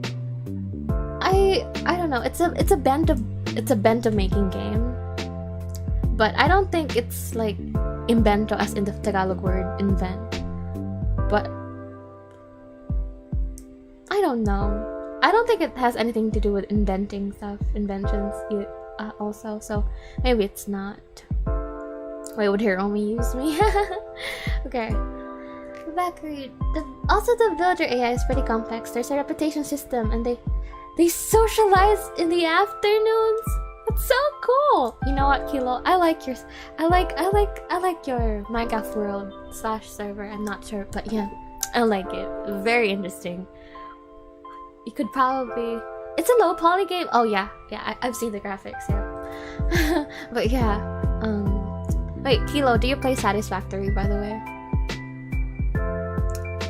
Just because it's coffee stain as well, that's why I'm asking. That's a weird coincidence then, yeah. You become the bento. I used to play this game called Adorable Home, and you also have to make a bento. Right there on the left. Yeah, maybe haven't yet. Oh, you haven't played it yet? It's really nice. I like the graphics. Yeah, that's why I disappeared, because I'm now on the left side, but can't be two Hiromis. Factorio is better than Satisfactory. Doc, I'm sorry. Satisfactory is better, and I will die on this hill. I'm sorry. Nope. I will die on this hill. Satisfactory is better. Sorry, maybe I just don't like. I just don't like the. How do you call that? It's not gameplay. It's. I don't know technical terms for games. I'm sorry, but basically, I don't like the point of view, I guess, of the game in Factorio. I like the first-person thing in Satisfactory. Also, the graphics are so good. Like, I don't even have to do anything. Like, I could just open Satisfactory and just stare until it, until sunset happens there in-game in the nighttime. Everything is so pretty. Yeah, Adorable Home, yeah. You avoid games like Factorio and Satisfactory? Why? I'm pretty bad at them, but it's fun. So, I don't really care. So, I play anyway. But I feel like, I don't know, I just like Satisfactory better than Factorio. Make perfect, beautiful factories. Yeah, but also, Doc. I don't know. I'm not into perfect stuff, I guess.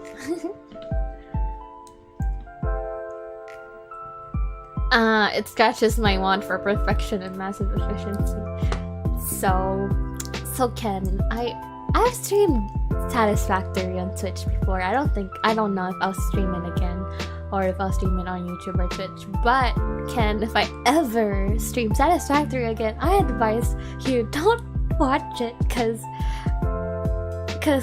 Ken, if you watch my Satisfactory stream, you'll be very disappointed and you'd be raging at your screen because hi Karomi, welcome. How are you doing? Welcome. If you watch, Ken, you'd be like, what are you doing? What is that? Because like, if you could see my wires in Satisfactory, everyone here would be pissed, I think. My wirings. Were you there? I've only had one Satisfactory stream and I don't think you were there. Cause like, were you there? Cause I remember I remember Noah being there. I remember Noah. Yeah, I remember Noah being there. I remember Casimir rated me. I remember Sheko being there. But yeah, I don't think you were there, Doc. Playing with my kitten. Well, what's the name of your kitten? I'm usually here, just don't talk. What? Okay. I appreciate thickers, but I would really appreciate it if you say hi, like even just once, just so I know you're here. Because like, it just feels kind of weird that like I thought you guys were there, and then oh my god, you guys are here. What? Yeah. But yeah, you're usually here. You don't talk. Wow. Now I feel watched. Don't worry, I don't play other games perfectly or efficiently either. It's just my dumb IT mind taking over. Sadly, I wasn't there. No, it's a good thing you weren't there, because you would have been so pissed with my wirings. Diana! Hi, Diana! Hi, Diana! Diana, you're adorable. She likes to play with your feet. Hi, Diana. I think you're very cute, and you have a very pretty name. Always watching. You're kind of like Mid. Mid also says that. Always watching, always judging. I love Diana. Diana, I love you. Now I want the cat. Yes, you know, the best part of going outside to touch grass is seeing animals. I love seeing cats. Last time I went outside, I saw several dogs. And guess what? I called every single dog I saw a good boy.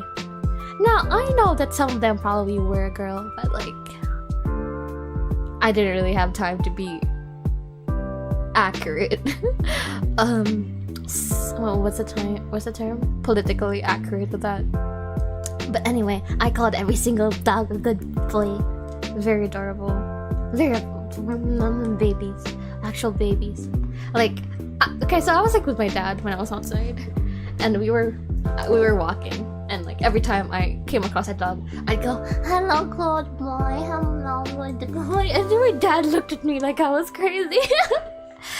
Cause like, I don't know, he was just very surprised. And I also saw a cat. Only 3 cats, but I only got to interact with like 1.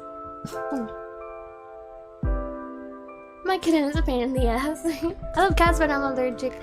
Yeah, some people are allergic to cats. Very sad. I'm very sorry for you, Kilo, especially since you like cats, but also you're allergic. Europa Universalis. You want to make your mind explode at the lack of perfection. Europa Universalis. I think I've seen that on Steam. You can develop immunity, sir, cat. Oh yeah, actually, one of my close friends in high school, she was very allergic to cats, and guess how many cats she has? She has like 10, maybe more. I don't really know, but yeah, she has like a lot of cats. So like, someone's calling me. Oh, that's another. I thought someone was calling you. Is that an alert? I think it's an alert. Okay, but yeah. It's 11:20. I think I don't have time to talk about my Steam games anymore. But yeah, I don't think I'm gonna buy anything anyway, because like, I feel like the games I want as of now are pretty heavy, and I can't really run them anytime soon. So I'd rather not buy them yet. And yeah, I already bought the one thing I really wanted, which was like, well, the 2 things, which was like Sims 4 I've been wanting it for months. And Valhalla. Oh god, that's so good. I like Valhalla. And yeah, and I already bought Invento, which I'll be streaming this week. So yes, please, if you can, come join my other streams, my next streams. Next would be tomorrow at 10 p.m. JST. Also, hi ATC, welcome. Also, ATC, did you know that Mr. POV moved to Australia? So, Kaya! Leo! Sorry, I struggled there. Leo, hi Leo, welcome! Valhalla is so good. Yeah, Valhalla is so good. I mean, I haven't played it, but I know it's so good. I just know it's so good, that's why I bought it.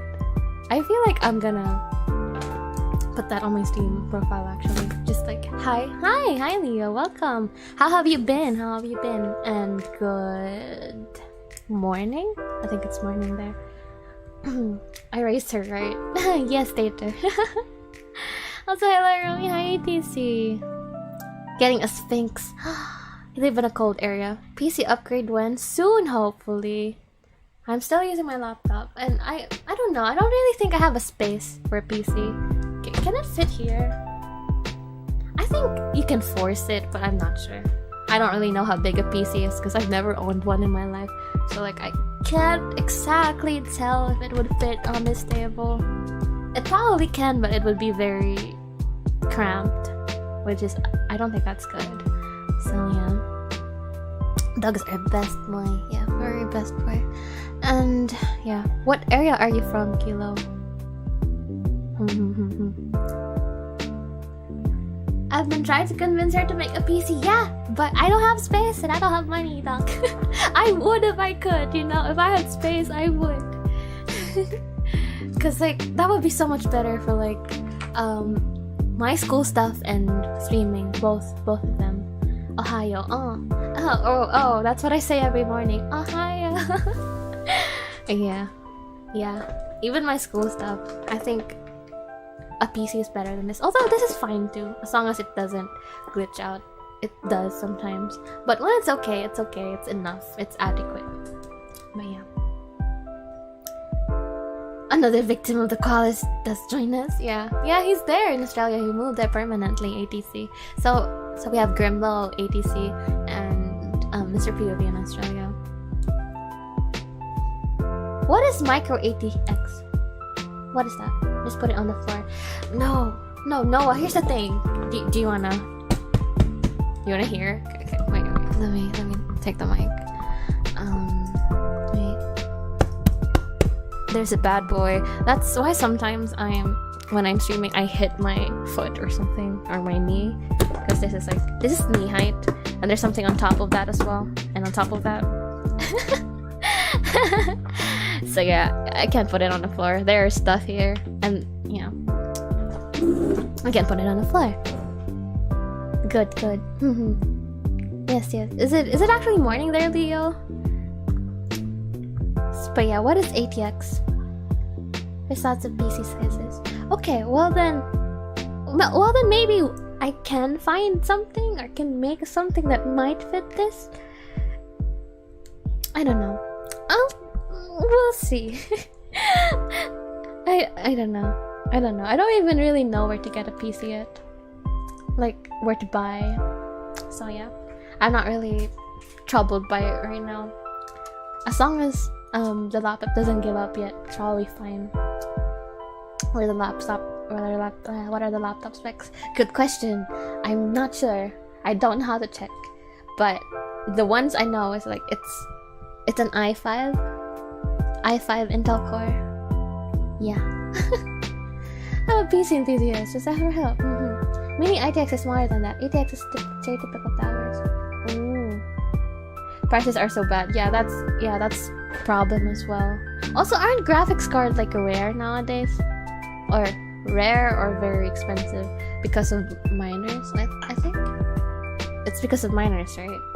Because I'm pretty sure I've seen miners with like 30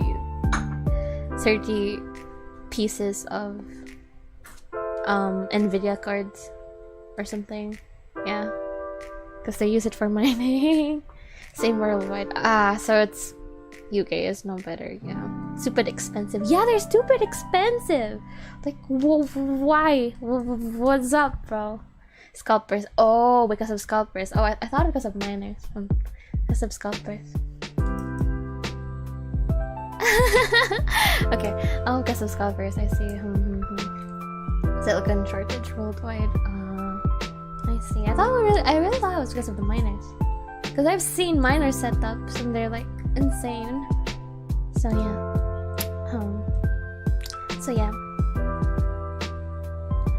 For reference, a 10K graphics card currently sells. Oh my god, that's times 3. Yeah, that's insane. RTX 3080 is 999. That's like 50,000 pesos. Bruh. Yeah, so yeah, I'm not gonna think about it right now. I'm like, yeah. Maybe once the prices go down, I'll start looking around. No, but I still don't have space. No, but I'll start looking around just in case I find something that's small and can fit on this bad boy. Yeah. Use graphic cards to mine crypto? I think so. Do you not? I don't really know how to mine crypto. I just thought you kind of need it. Do you not? I don't know. I'm sorry. I don't know anything about crypto. Like, I just know that Bitcoin is expensive. And I've seen people like mine stuff from laptops. And it's like a whole setup with several laptops there. So yeah. RTX 3. Wait, what? An RTX 380 here is like 80k.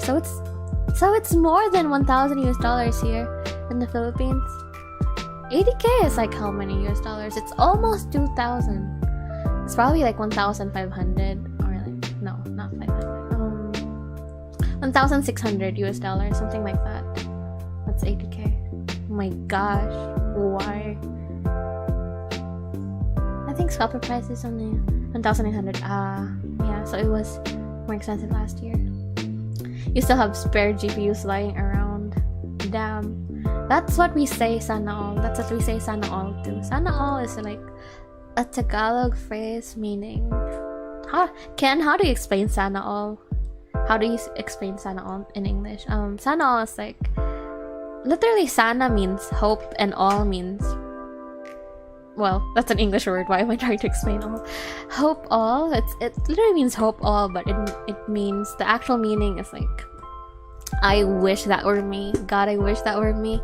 Or I wish everyone was like that. But it's kind of more selfish. It's more of like, I wish that were me. Yeah. They mine stuff. See, I was right. They mine stuff with GPUs. Yay. I kind of know something. I don't know much, but I kind of know something. Especially GPUs for crypto nowadays. Oh my god. Oh, the 3060 was the main pricey part of my laptop. Everything else was normal price. Wait. Oh, okay. But it came with a laptop, right? That's like built in. J Manalato, hi, welcome. I wish such a thing applied to all people. What do you mean? Sorry, I kinda got lost because of all the prices. Yeah, prices are so inflated that the GPU is half the price of the entire.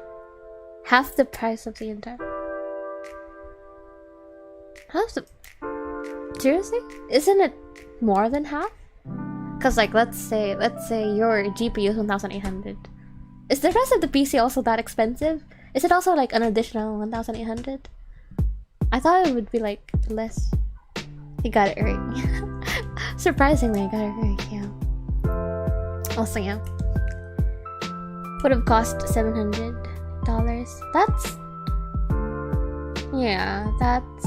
That's 300 less.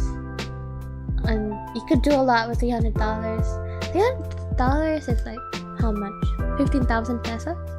15,000 pesos you could buy... well, you could pay the rent.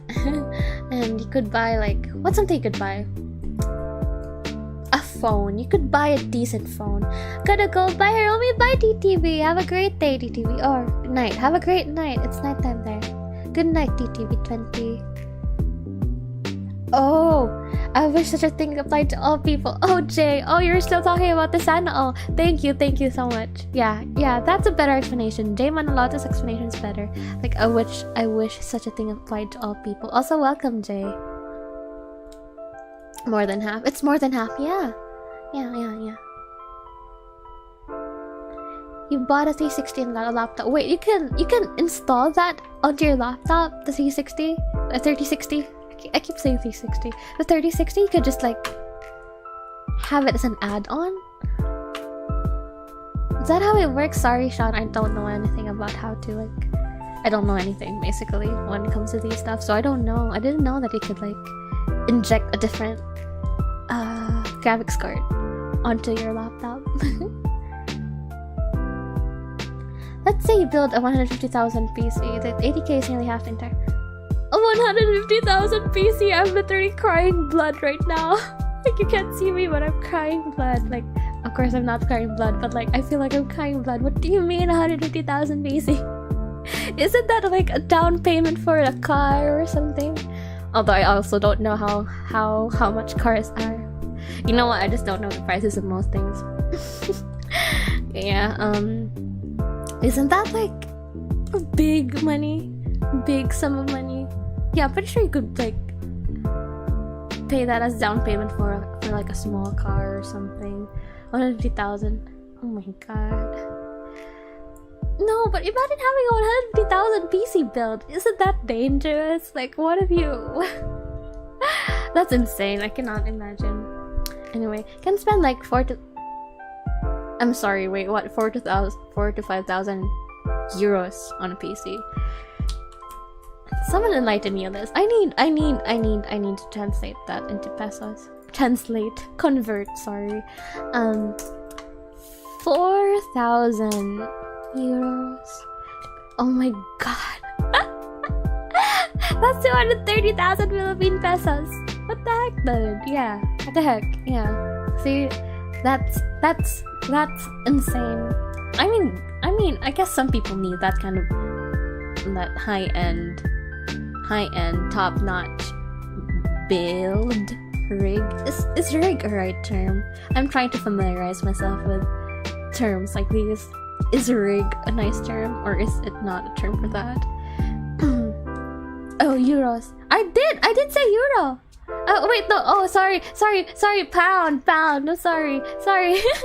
Yeah, I forgot. Sorry, pound. Okay, so at least it's a bit less. Oh, it's more. Oh my god, it's almost 300,000, and that's just 4,000 pounds. So like, for the 5,000 pounds, that would be like how much? 345,000. What the fuck?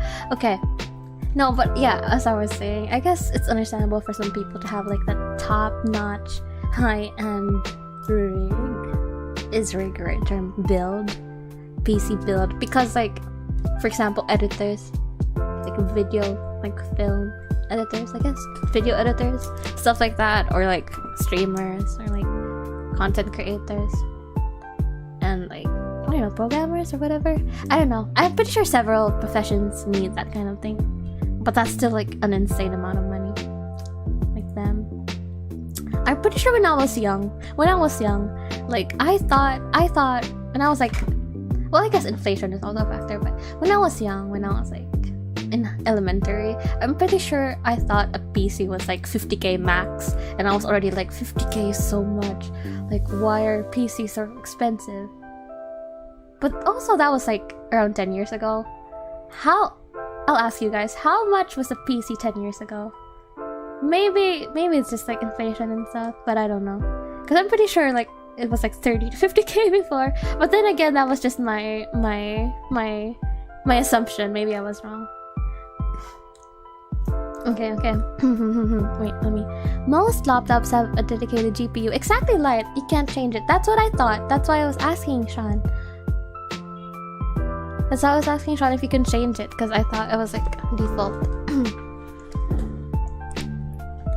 CPUs are above 500? Damn, even CPUs are expensive now? Oh, it depends on laptop, I see. That's how better prices are here only, yeah. Mine was about 2,000. that's still a lot, but at least it's like, how much would they? That would still be like 100,000 range for pesos. There's people that pay 5,000 USD on a beefy PC with water cooling in the works. Water cooling? Okay. Wait. I'm back reading. Barely spent $700 on my desktop. See, that's what I thought the price range would be. 700. How much is that in? That's like 35,000. Kind of ish in pesos. Yeah, that's what I thought. That's what I thought. Rig. Yeah, is rig a nice term? That's what I thought. I thought a PC would be like 35,000 before. If potatoes can count as PCs. I love potatoes. I don't know what is money anymore. Same mystical. Our prices are only recently dropped. Oh, they dropped. Okay. If you wanted to get a high-end pre-built PC, you can think of spending around 2 to 3K for more affordable above 1K. Affordable above 1K? I see. Oh, so it wasn't expensive because even though you have a 3060 GPU, you have a bad CPU. I see. 35,000. Oh, that's what I thought the range would be. But also that's before COVID. Yeah, I guess it really went up. The prices really shot up like after the pandemic started. Yeah. But you see, I didn't even like really need a PC back then, and we moved places anyway, so that would have been hard to like move. But yeah, I didn't really need a PC like before the pandemic, because like in school before, since I was in high school, I didn't really need like I didn't really need like heavy softwares. Like I had like a few, and to be fair, they were like struggling in my previous laptop, but like I didn't need it as often as I do now, not that I'm in uni. So yeah, I mostly just needed like Google Chrome, to be honest, when I was in high school, especially like the first few years. So I didn't really need a PC at all, so I didn't really think about it. But damn, I could have just gotten a nice build before. It would have been way cheaper. But yeah, doesn't matter. I didn't need it, and I wouldn't have had a place to place it either way and stuff. Anyway, I can't I don't know the saying about the spilled milk. I don't want to cry over spilled milk. There we go. Your friend gave you an RTX 3060 for free? That's so cool. That's so nice of him, though. 40k was already a gaming PC back then. Oh my god. Damn, I don't like the way the prices shut up. Top of the line PC back in the day would be 1,000. See, yeah. And that's already top of the line. Sheesh. RGB crap. Okay, so I guess I'm gonna go for something that does not have RGB crap. Would save money, yes. Okay, the title. So about the its prices. Oh, i7, the core, Intel core. High storage over good GPU for my first laptop. It's only good for studying. Yeah. Storage of your files, yeah. Alright, it's 11:40. I went way over time. Also, why just because we don't have lunch yet? I don't know why. But anyway, I am gonna end the stream here now. I honestly already forgot that my motto is missing right now. But yes, this is my schedule. Please tune in to my stream if you can.